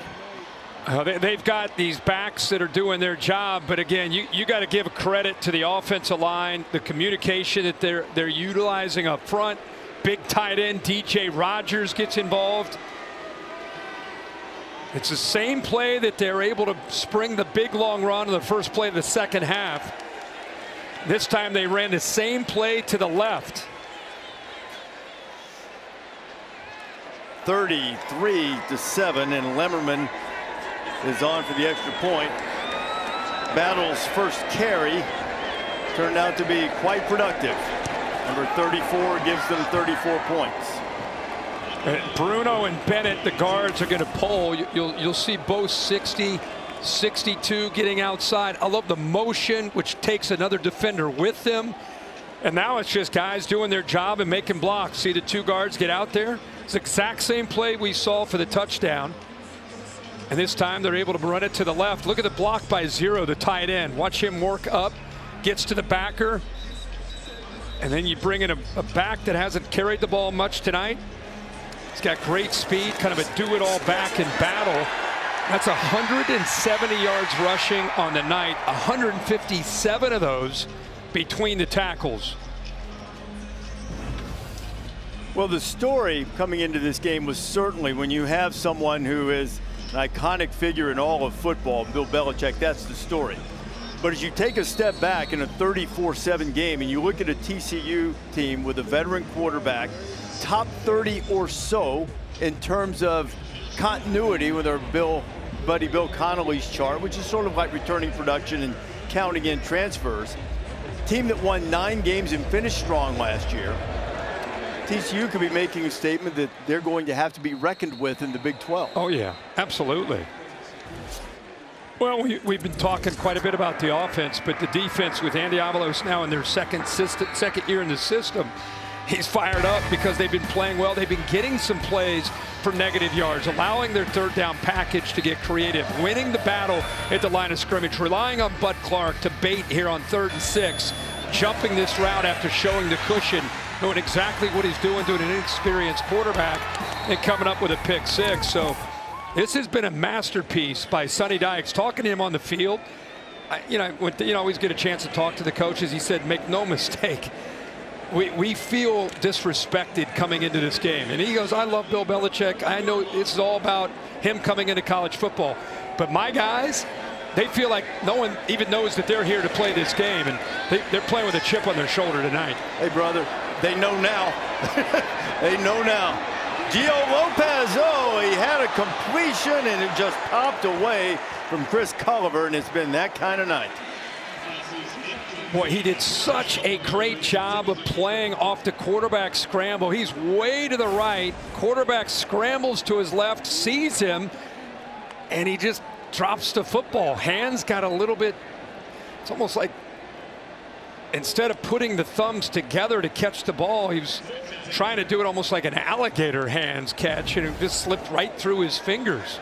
It's now been 2 hours and 7 minutes since North Carolina completed a pass. Caleb Hood in the backfield. Lopez gets hit, and that's a strike that he threw in there nicely to Hood. Hood took a big hit, 15 yards. He's a little slow to get up. Lopez took a big hit too right when he threw the football. He got annihilated. Good job of staying focused for Hood to get the ball out. But right there as he released it, good job of getting it and putting it on that outside shoulder to give Hood a chance there. But we can finally take that clock of 8:12 off the board. We got another completion. Haven't seen a lot of that real-time counting clock between completions. I can't recall us ever doing that. You guys get fancy. Here's Gio. Coming out. talking a little communication with his receivers as we go to Holly. Well, you talked about TCU, Sonny Dykes, having a chip on their shoulder. People aren't talking about them. Well, they had a bad experience like this once before when Deion Sanders was their opening game when he's playing for the first time with Colorado. And Sonny Dykes said, I just felt like we didn't handle it well. We let our players get caught up in all that hype. So they actually talked to the team last week, showed them a video of who Bill Belichick is, but then from then on, worry about yourself, worry about us, and let's not get caught up in all this hype machine. They certainly have it. Since that opening drive, they have thoroughly dominated and whipped this team. This is the game that Holly was referring to, Deion Sanders' first game as head coach. As Sonny sort of said, hey, look, I respect their players, but I don't know if they're going to have Shedeur Sanders, Travis Hunter out there. Remember, Travis made a spectacular interception in the red zone in that game, and Colorado won 45-42. And like you and Holly are saying, I think a big part of that, he was just saying the buzz of it. Right. There's so much buildup with Coach Prime being in Boulder and that first game, and it was almost, they were an afterthought, and they got caught up in that. This time, after that experience, they've used that as a, hey, let's stay focused on us. Let's prep. Let's get ready to go, not worry about this. Ball is loose, a scoop and a score, and racing for the end zone is Devin Deal. And to borrow from my friend Rich Eisen, TCU has busted out the whooping stick. 40 consecutive points with a point after coming. And once again, Reese, it's Andy Avalos' goal of getting offenses behind the sticks. It's a 3rd down and long. Look at the pressure with the linebacker blitz. Good job of spying. Gets a little bit fooled with the pressure from the effort there from behind, from backs. Ball's on the ground, and there's Deal to pick it up, walking it in for his 2nd defensive touchdown. Deal had one. Bud Clark had one earlier. Devin will get the jewelry that comes with it. I know this is week 1. You know, we've seen a lot of teams. You don't want to ever overreact to what happens there heading out. But Big 12, a lot of coaches and players right now in the Big 12 are watching this game. And it's a team that you mentioned won 9 games, but there are some areas they had to get better. They're going to be a dangerous team this year in that conference. It is true that one game a season does not make, but if you're going to open, you might as well open the way purple is. Swarming, scooping, scoring, and rolling in Chapel Hill.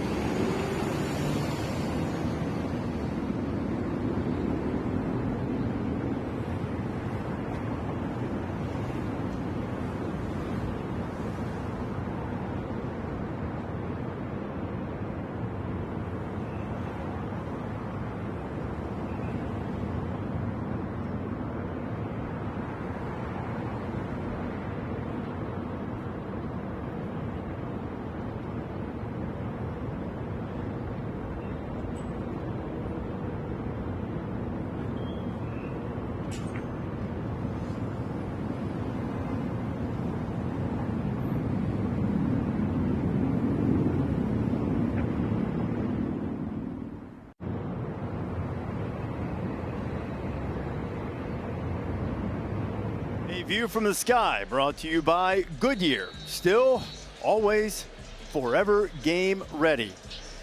The blue you see in Kenan Stadium is mostly the seats because TCU has done what road teams love to do.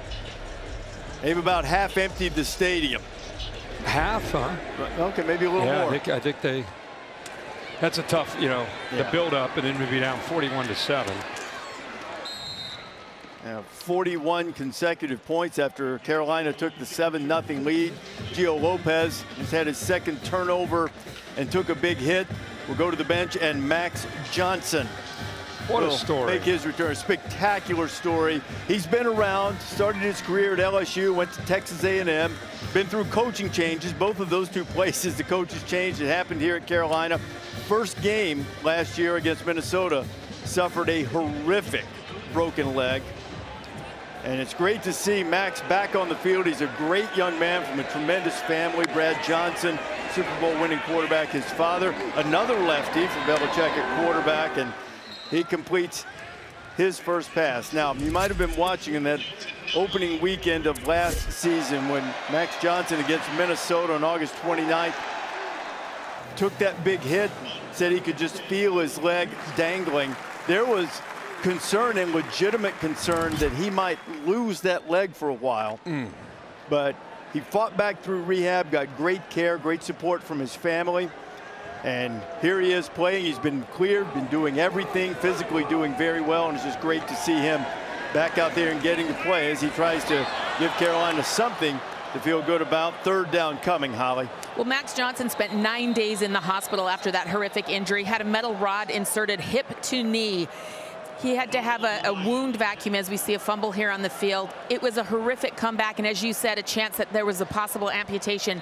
This young man said, I will be back, and 1 year from that game, he is back stepping onto the football field. He said, my parents became my best friends because they had to help me get out of bed and walk. 5 surgeries later, and here he is playing.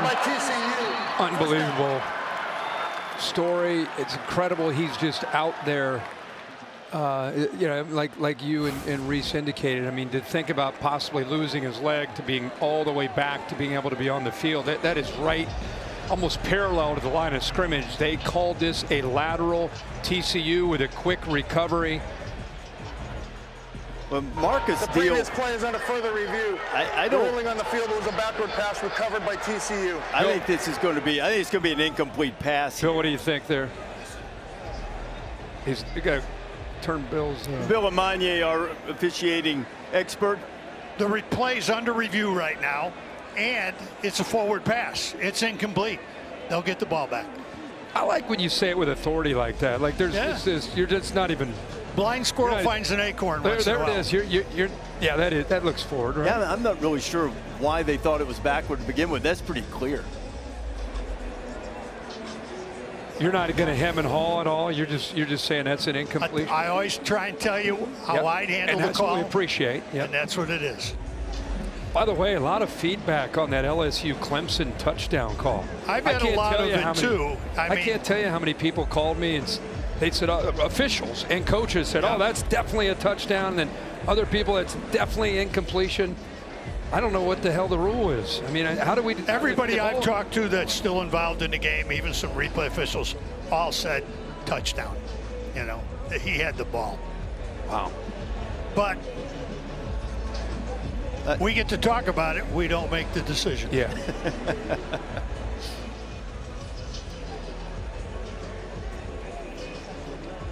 All right, here's Kevin Marr. After further review, it was an incomplete forward pass. It'll be third down. Holly, Max Johnson getting to come back out onto the field, and the rehab was a story of perseverance. Right. I mean, this was really tough. 3 hours a day, 7 days a week, Max Johnson. And he said, I remember texting my dad, I took my first steps today. So that here he is back running, back playing. I want to give a special shout out to his mom, Nikki, his dad, Brad. They had to move into an apartment here in Chapel Hill to help their son. He could not do anything. And I mean, it just makes me want to cry that he is out here playing tonight, guys. It's just such a story of resilience and determination. The scar on the right side there, on the outside of his leg. Jeez. Max's brother tied in on the team, Jake Johnson. Boy, Max just took a big hit and delivered the football. Jordan Shipp making the catch. The TCU defensive line continuing to push people around. This time it's to left guard Banfield. Watch the push coming right through here. Just pushes him and hits Max Johnson right as he throws it. Oh my gosh. I'm sure Max was wondering what that first hit was going to be like. It could have been a little less than that, I'm sure. But boy, did he stand in there and deliver the football. That's what I was going to. I was so caught up in the hit and hoping he got up that didn't have full appreciation for what he did downfield with his vision downfield to find Shipp. Kirk, that was their first third down conversion of the night. Max going back to work, going to take a shot, got a man out there. It's complete. Making the grab is Javarius Green, his first catch of the night. And Max Johnson's giving him a little late spark with a 39-yard completion. Boy, he does a good job using his eyes this way to try to hold the safety and then take that shot down that left sideline. And by doing that, he held him just long enough to the middle of the field by looking him off, allowed him to be able to squeeze that in. McFadden almost got over, but he just kind of sat right on the hash with the experience of Max Johnson trying to freeze him there, not let him get a head start down that sideline. So since the first time North Carolina had the football, this is easily their best drive. Inside 4.5 minutes to go, and let's see if they got the snap off in time.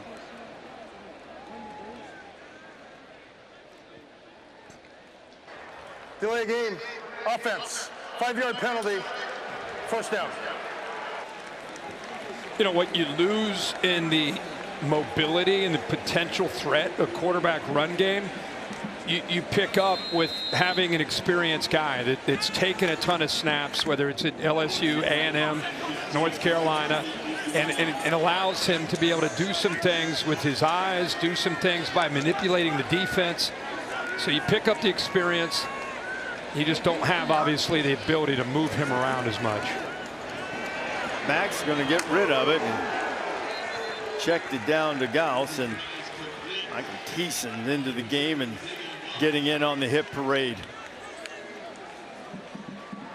This defense is flying around. Like I said, I think I said it after the second drive, they didn't feel threatened much downfield. Allowed them to really crowd the line, really be aggressive close to the kind of the shorter passes. And every time North Carolina took shots downfield, the corners are right there where they needed to be, unless it was a play where you create. Until Johnson made that throw down the sideline. Gauss has it. No running room. It'll be third down. Now Max Johnson getting his opportunity on the last turnover that Gio Lopez, the starting quarterback, had. He took a hit low, and he's in the injury tent right now.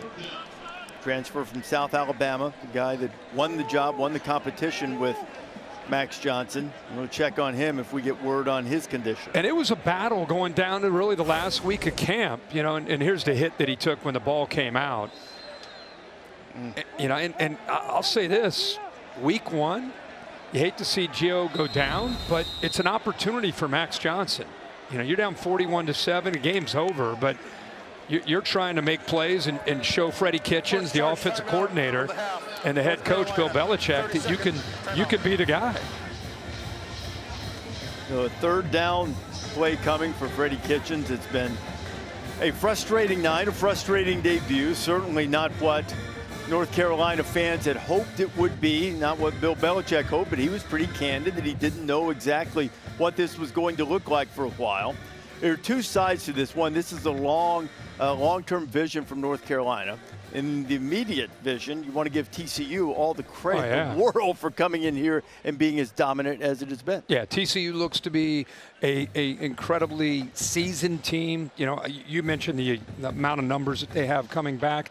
But I think you have a quarterback in Josh Hoover. This is a team that has big aspirations for this season, and they've shown up ready to play tonight. The thing that I think with Bill Belichick and all the hype and hoopla about his team, you know, sometimes you look at 70 new players that are trying to gel. Bill Belichick coaching in college for the first time. I'm really interested to see that this next quarter and 2 minutes and 45 seconds with Max Johnson, more of a veteran, like I said. what he can do here with this team and see if he can help this offense kind of calm down. Another one right on the money. Completion is going to bring up 4th down and short. That's Gauss again, running back, who's proven a reliable target out of the backfield. If nothing else, what you've seen since he's been in here is he's getting the ball out quickly, and he's making good decisions, and he's throwing the ball accurately. You know, and it's really all you want to see. They haven't had a whole lot of success at all throwing the football, but that's his strength, coming back, getting back, and putting the football right on the money and getting it out quickly. So 4th and 2 is North Carolina. See if they can put another one into the end zone. Maybe salvage a little consolation prize.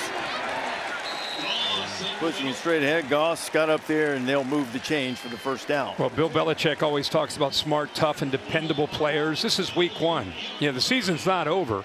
So if you're a football player in Carolina Blue, you're being evaluated every single play. And what you're going to find out at 41-7, it's kind of like when you're out here on this field. They talked about coming together as a team when it's 100 degrees out and they're running sprints.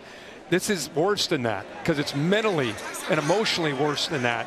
How do you respond when you're down 41-7? You're going to find out who wants to play football for the rest of the year on this last quarter. Johnson buying a little time, finds his man. That is Shipp. Shipp dancing down toward the goal line. He'll be stopped. They're going to mark him down right at the 2. Nice mobility there by Max Johnson. He got away from some pressure from his left. He's able to break contain. Still showing he's got that mobility despite that devastating injury, and that's their difference maker on the perimeter. Jordan Shipp won. I mean, if you're going to find a guy that can win one-on-one, sit in the soft spot in the zone, just kind of have some natural instincts, clearly there's Shipp and there's everybody else on the perimeter for Carolina's offense. Headed down toward a half-minute to play in the 3rd quarter. Carolina trying to get one in. Max Johnson firing, touchdown, and it's his brother Jake. That's great. Johnson to Johnson puts one on the board for the Heels.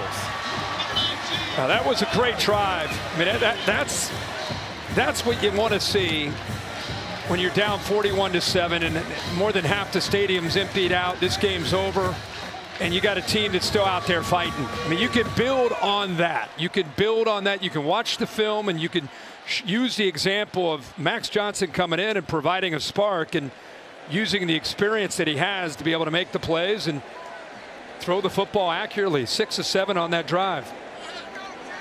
It's not the first time he's found his brother in college. They played together at Texas A&M prior to coming here, and has to feel good. Max to Jake puts one on the board for Tar Heels. Yeah, how many times have they thrown this, right? He's right here, does a nice job in his stop route of just kind of letting the receivers around him affect the defense, and then he just kind of sits in that spot. Love the accuracy. Look where he puts his football, just to the outside, away from the defender, the linebacker. Easy pitch and catch, just like in the backyard when they were growing up. You know, Max Johnson, think of the adversity he went through his own personal life that Holly just told you about. 41-7 to Max Johnson's nothing. You know, let's go out here, guys, and compete and get better. There's the progressive pylon cam to show you the nice throw and catch for the touchdown. Boy, after all that family's been through, what do you think they feel like right now? By the way, his last touchdown pass prior to that one was also to his brother. Maybe they've got something working. Little brotherly here. love. Yeah. Now there's Brad. You know his story. Played at Florida State, won a Super Bowl with Tampa Bay. Mom was a tremendous volleyball player at the University of South Florida. His uncle, our friend and colleague, Mark Richt, the former Georgia Miami head coach. And not a lot to smile about for the Tar Heels, but I think with the Johnson family, just seeing Max back out there and seeing the brothers hook up for a touchdown makes it eases the sting a little bit, I would say. Like I said, I mean, at 41-7, you know, this game's over, but everything that Max Johnson went through, fighting in camp to try to win the job, coming up short, losing the job to a first-year transfer, and then instead of going in the tank, he just kind of kept prepping and kept thinking maybe he'd get his chance. And in the opening game, who would ever think you're down 41-7, you get the chance to come into the game, and That was the best drive other than the opening drive, by far the best drive we've seen all night from North Carolina. And it was the execution that stood out to me, and clearly knowing where to go with the football and not even thinking about being down in the game. He just went out and executed and led his team to a touchdown. Looked good. Now TCU has it back. Kevorian Barnes, who had a long touchdown run to start the second half, that was really the one that it was a knockout punch for Carolina. It was 20-7. We were trying to make the point that they needed to make a stop there. If you get a 3 and out and you get the ball back, who knows? But yeah, that was. Instead, he went 75, built it to a 20-point lead, and TCU has poured it on ever since. And the Frogs firing that blood from their eyes. They're up 41-14 going to the fourth. Sonny Dykes' team making a statement and spoiling a night for Chapel Bill.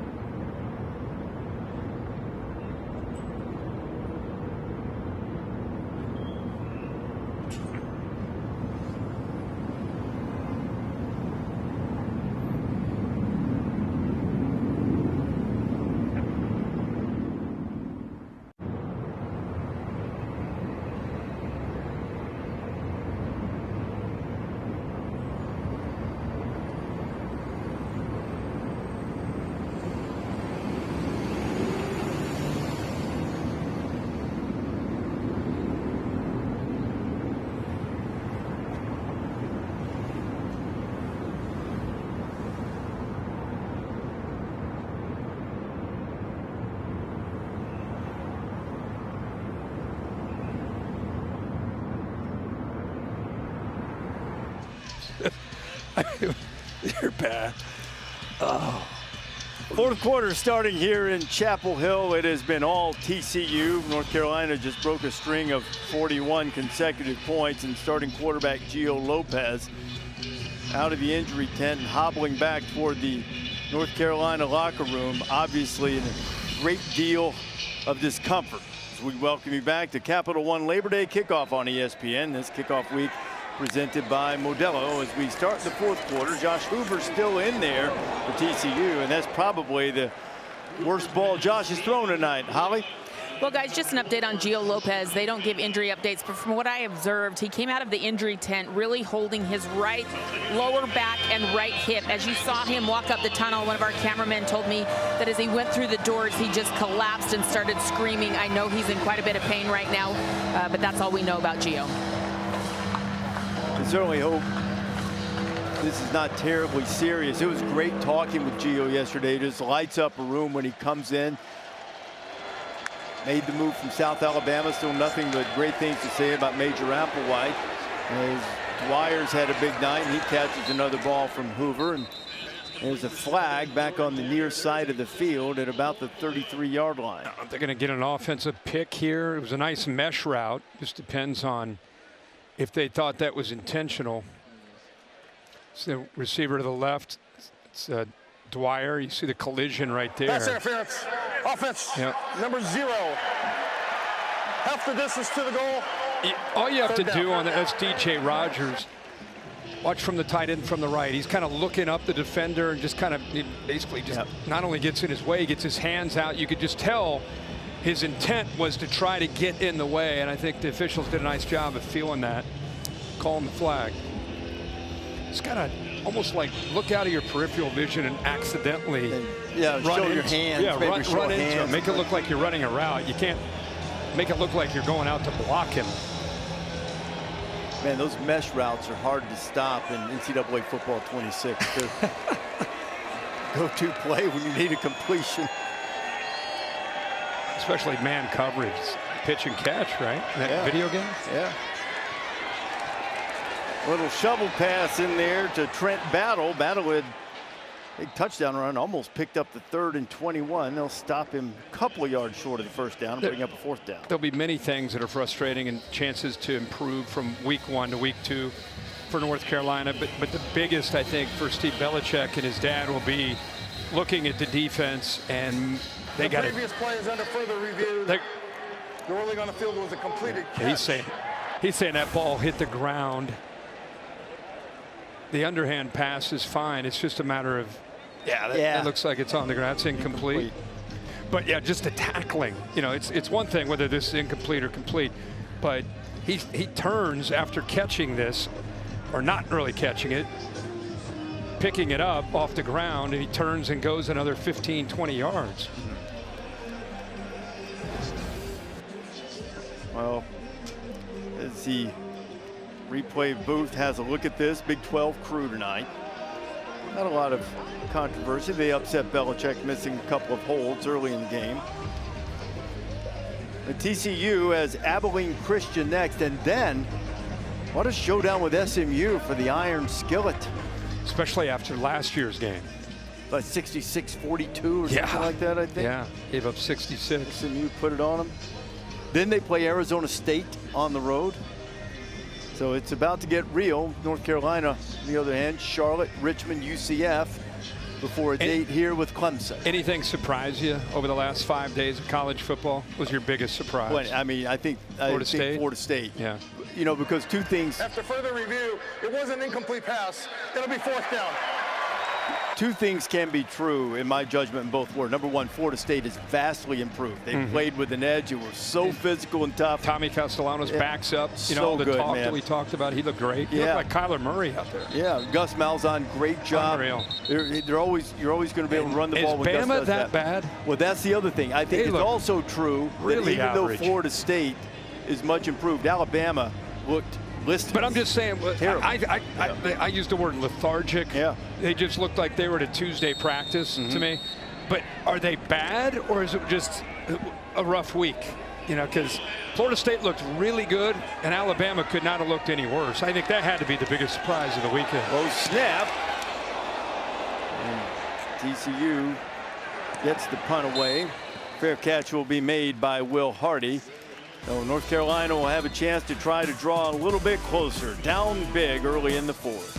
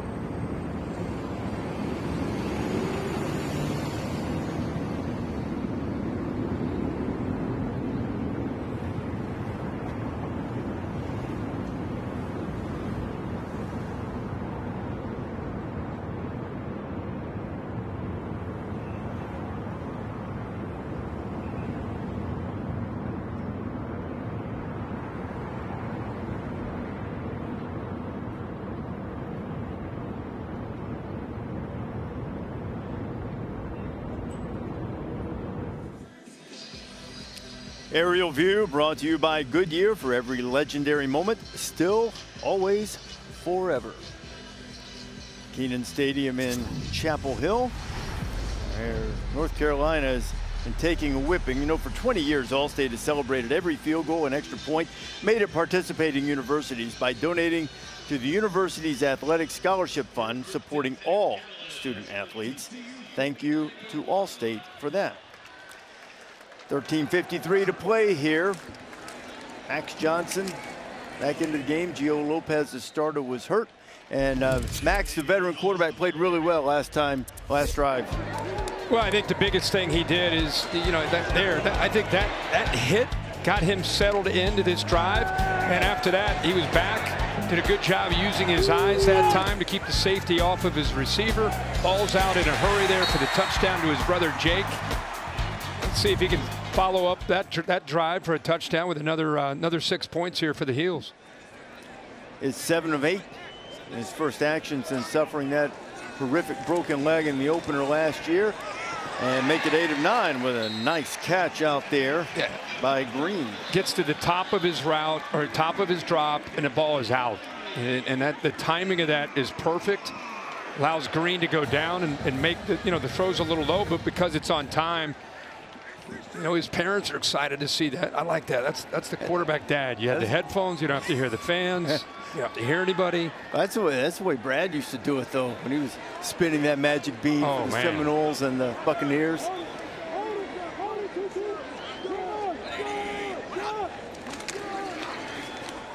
Johnson again, on target again. And catch by Alex Taylor. He's putting on a clinic right now with different throws, different levels. Again, we know it's 41-14, but if you've watched this whole game with us and you're looking at the clock, you're thinking, you know what? Max Johnson here is just giving these guys, he's giving them some rhythm. He's giving them an identity. It's allowing Freddie Kitchens as a play caller to attack in different ways. But he looks like the seasoned veteran that he is. Mm-hmm. You know, his attitude was great too. Gio Lopez was really open about how helpful Max Johnson has been. Said he didn't try to mess him up, though Carolina messes up there. And it's another turnover, I believe. Looks as if the Frogs got it, and they did. Yeah, I don't think the ball ever got in there, and I don't know if he was surprised to get the ball. By TCU, first down. I think that was Davion Goss that changed uniform numbers, and 37, worn 37 tonight. He just never got it in, and it's the third turnover of the night. Zach Chapman was there to corral it. And 41-14, 11:47 to go. The Horned Frogs have the football back.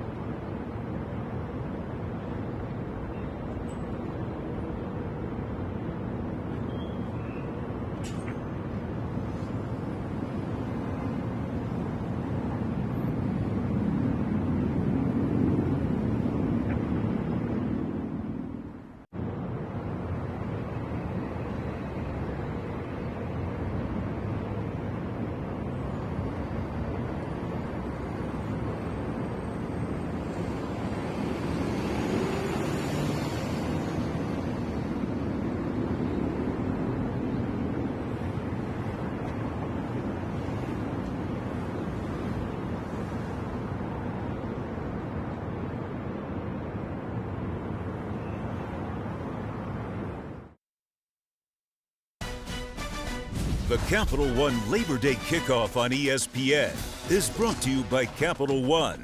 What's in your wallet? Stars came out to see Bill Belichick. His day certainly started better than it is going and better than it will end. First night as a college head coach.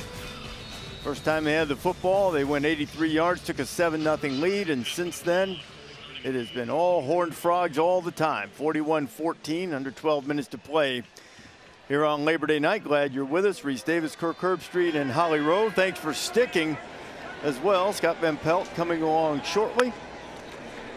Reaction to this day, Josh Hoover's still in the game. And now they're running the football, and it's Nate Palmer getting his first action. And it'll be first down for TCU. And, you know, Bill Belichick, his dad, Steve, obviously a huge influence on him, longtime coach at Navy. other places, was running backs coach here in the mid-50s. That's Bill when he was 3. Going way back. When he was. You think he always knew he'd want to try to come back here? You think he just right place, right time, this stage of his life? I think probably that, but I think you said to him yesterday in our meeting that you expected maybe someday Navy because of his affinity for the Naval Academy. I could have seen that. Largely grew up there, and now Nate Palmer's running through tackles. Nate Palmer with fresh legs, wanting to get his act, and I tell you, Evan Gibson sort of got run over. His 26-yard gain for Palmer. I think the most frustrating thing for Bill Belichick is going to be the 3 turnovers and so many missed tackles and some blown coverages. You know, that's what week 1, you know, some teams you struggle. There's another missed tackle. Dwyer, who's been in once tonight, trying to get him for a second time, and he'll be stopped short of the goal line. And Jordan Dwyer's had himself a night, well over 100 yards. In fact, he'll be over 160 with that catch, I think. Yeah, they're over 200 yards rushing now. Dwyer's had a big night. Like I said, they've gone into the boundary and attacked that part of the secondary. Let me correct that. They'd already updated the stat, and I did the math myself, but still over 130 is good. And you see Josh Hoover kind of hopping out of there. I'm a little surprised. He's got a little bit of hitch in the get-along there. I'm surprised he's still in the game, to be honest. He gets stepped on. I don't know what happened there. That was kind of an awkward exchange with he and Palmer. Let's see if he gets stepped on. I can't tell. The right toe, maybe? Just a little bit. I mean, you and I both said in the commercial break, well, they'll take him out of harm's way. Abilene Christian next week. And this weekend in SMU, they're trying to get him maybe more stats. Another touchdown pass, and he's got it. That is DJ Rogers, who's had a good night. And Josh Hoover's feeling it tonight. Yeah, they're pouring it on. They're making a statement right now. This has its roots in the game we talked about earlier, the Colorado game. Well, and again, I think they were tired of the message throughout the last week or so, and they respect Bill Belichick, but it's almost like they felt that people weren't talking about them at all. A team that won 9 games with as much experience as anybody in the Big 12 coming back. Did a good job, by the way, of baiting the defense there, looking into the back corner, and then ended up throwing it to that front corner for the touchdown. But hopefully his night's over. 27-36, 284, and a couple touchdowns.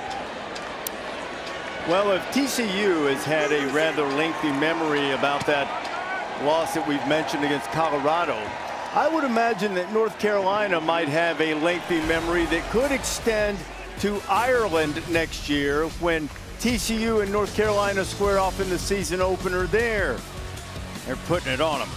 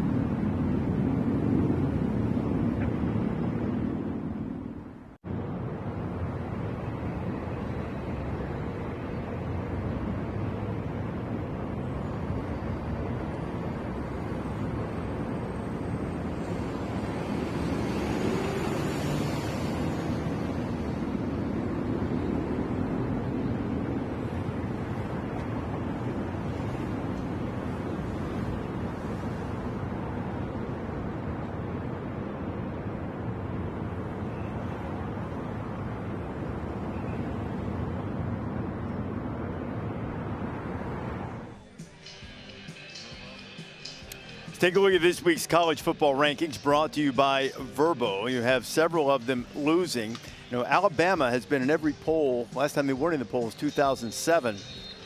I didn't rank them this week. 8 to out. Yeah, I think that's fair. Yeah.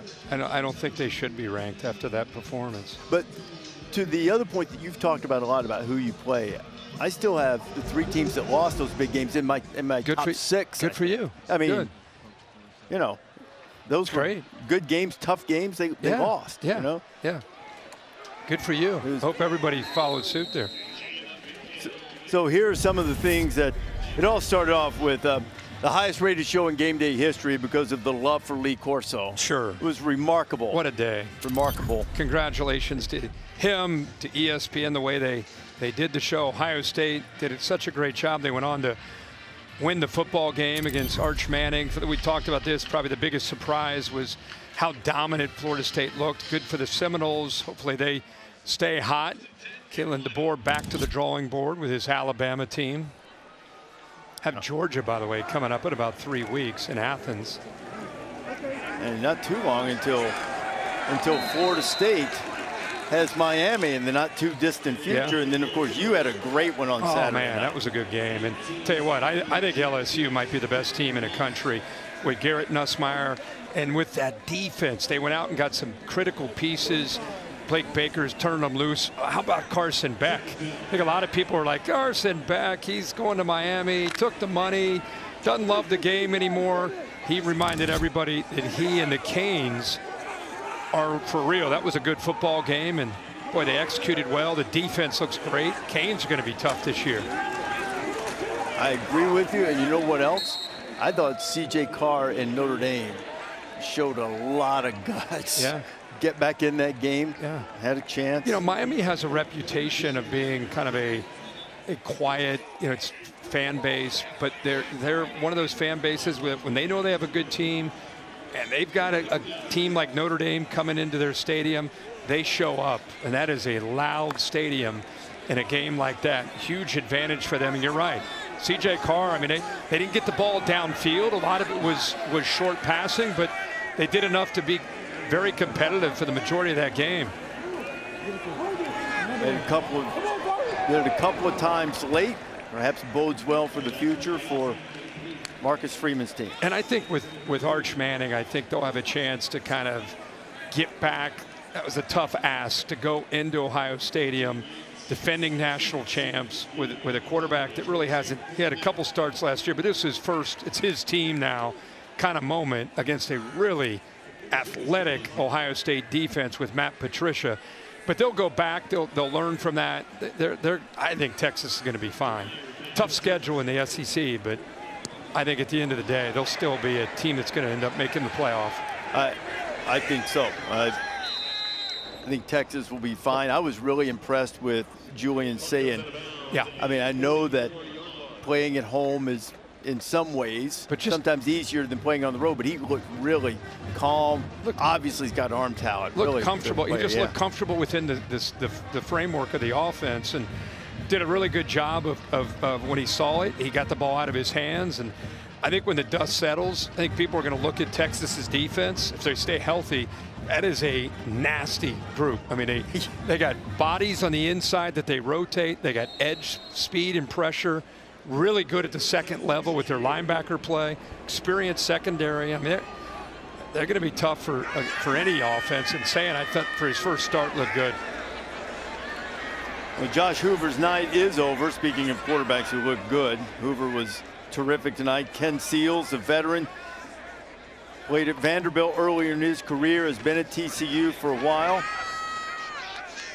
He's in to run this thing out. John Denman, young running back, if they had hoped to get a few snaps tonight, now they're getting a chance to. Yeah, I think it's great for America to take a good look at Josh Hoover tonight.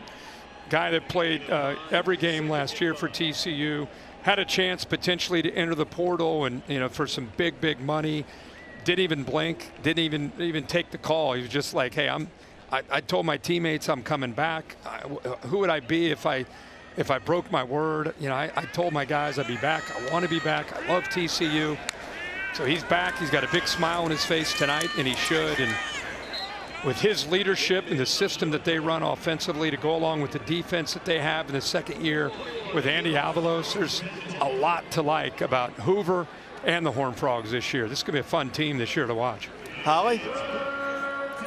Well, guys, Josh Hoover's had a great night. You're talking about what a great young man he is with high character, but he's also really great off the field. There's a wonderful story on ESPN.com by Pete Thample about he was driving down the street in his truck and he saw an elderly woman out mowing her lawn. So he jumps out of the truck and goes and finishes mowing her lawn. And he said, I wouldn't want my grandma doing that, so I'm going to make sure somebody else's isn't. Another great story, Gus Bates, an 81-year-old man that he made friends with. They had lunch every Friday for the last couple of years until Gus passed away. And just a young man who wants to give back to his community when he sees people in need that might need his spirit and his chatting. He's there to make things better. Just a little glimpse of to who he is off the football field. Holly, a great family. Spent some time over the last couple weeks communicating with Alex. We talked about Caleb. He's an outstanding baseball player. His sister, Hannah, is coming for all of our jobs, working in sports broadcasting. I think in Oklahoma City, if memory serves. Just a tremendous family. We've had a great night. Now, Alex told me he left a few shots on the golf course today, but they didn't leave any shots out tonight. No. For Josh's team. Not at all. You're going to get a chance next Saturday night, College Game Day, going to Norman to see a couple of exciting quarterbacks. John Mateers made the move from Washington State to Oklahoma. Very successful in his debut. And Bryce Underwood at Michigan. Did you see the block Bryce Underwood threw on the touchdown run? I did. Sherrell Moore is the head coach at Michigan, going back to his alma mater. Before he takes an imposed break for a couple of weeks because of the situation involving Connor Stallions. But Michigan got off to a good start against New Mexico, and now challenge will be much greater. And Oklahoma, a lot of pressure there to get that offense going with Mateer and Ben Arbuckle. Michigan trying to bounce back from a season that didn't meet its standards last year. Certainly the end was outstanding with the victories over Ohio State and against Alabama in the bowl game.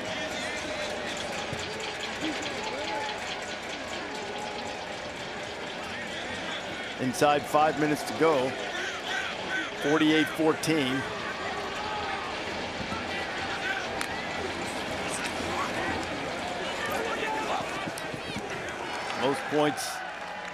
Most points Bill Belichick has ever given up in a game. Most points North Carolina has allowed in an opener. Seals is like, hey man, I've been sitting over there on the side all night. Why in the world will we punt in plus territory? Kendall Briles going to give the senior backup quarterback something he likes here.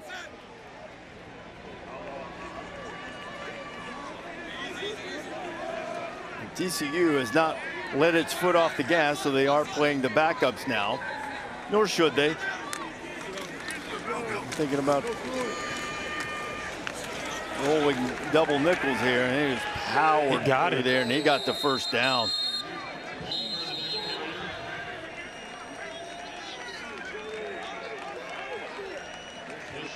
Let's have a look at TCU's schedule. They're off Saturday, then Abilene Christian, then the Skillet game. I mean, it's not like you can catch a break. SMU at Arizona State, Coach Prime, on the road in Manhattan. Baylor at home, on the road at West Virginia is always tough. That is a much more daunting schedule than I think some might think. Well, Kansas State had to pull one out of the fire against North Dakota on Saturday night after getting back from Dublin. Denman running through tackles, and that's why they like the youngster, 5'10", 210-pounder. Belichick hoping there will be better nights than this one. When it's 48-14, the team with the big lead is driving, and we've talked about next week. You know, we had a discussion at dinner last night. If College Game Day were an offensive philosophy or formation, what would it be? As I mentioned earlier, North Carolina allowing 48. That's the most points allowed by any Belichick coach team.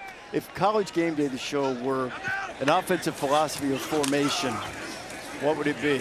I never thought we'd get this in tonight. But wishbone? I don't know, man. I feel like we're multiple pro. You think we're multiple pro? A lot of different formations. Right. A lot of different things. Pete made his way in here. I appreciate that. Big fella. Come on, get up there, boy. Well, Peter's up here checking out your board now. Peter is 3rd and 2. Make the call here, Pete. Help us out, kid.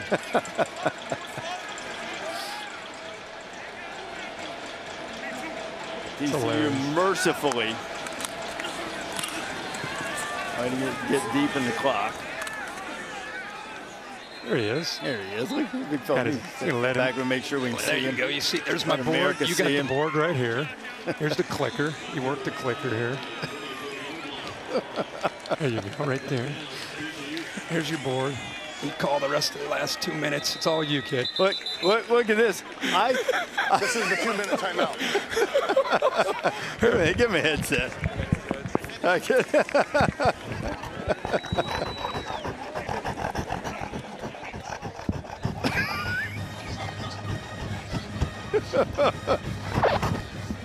Well, the wheels are off.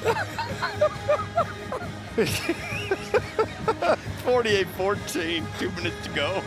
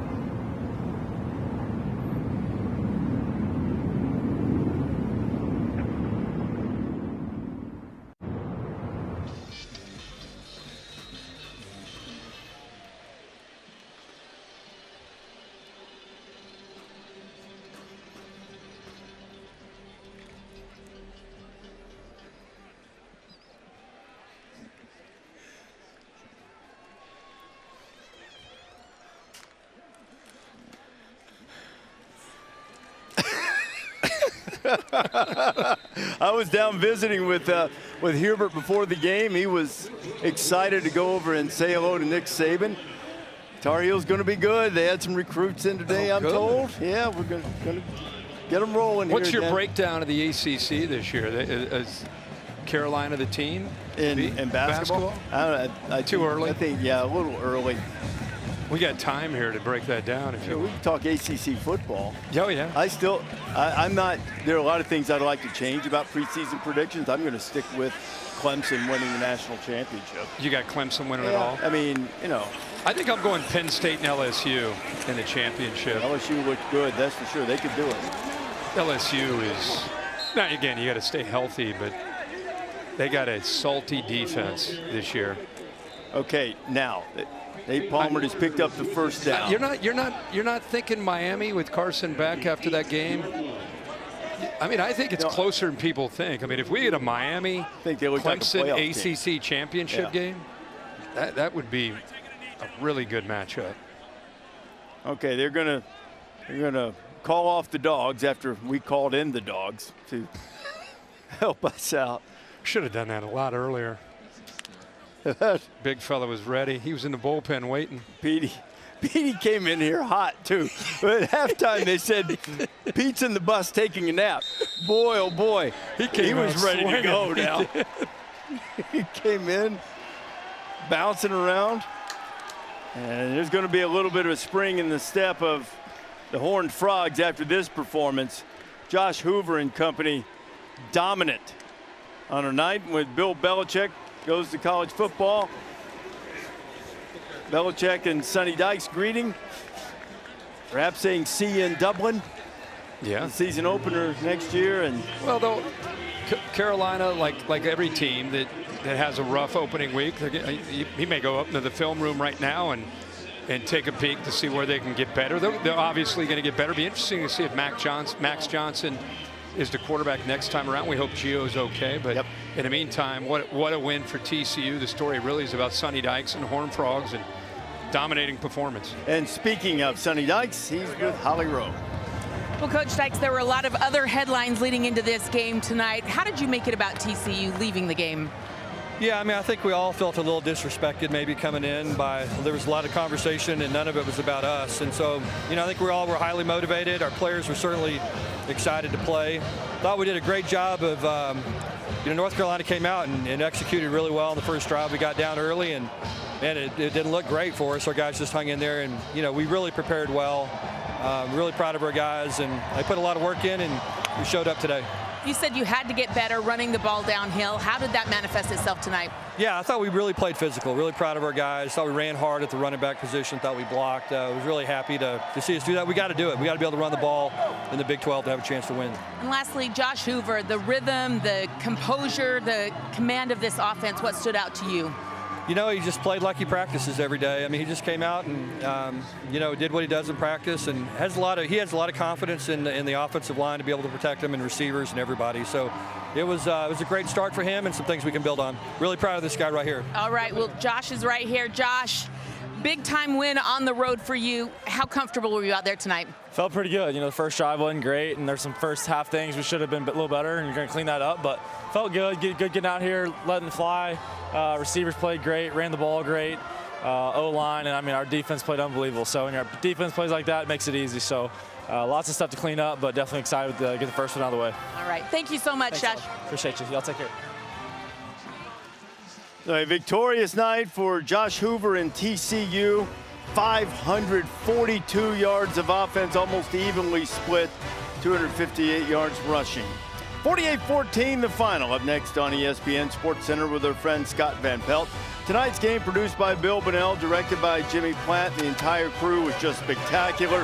For Holly Rowe, Kirk Herbstreit, I'm Reese Davis. Bill Belichick's debut is a night that was dominated by TCU. 48-14 the final. We say goodnight from Chapel Hill.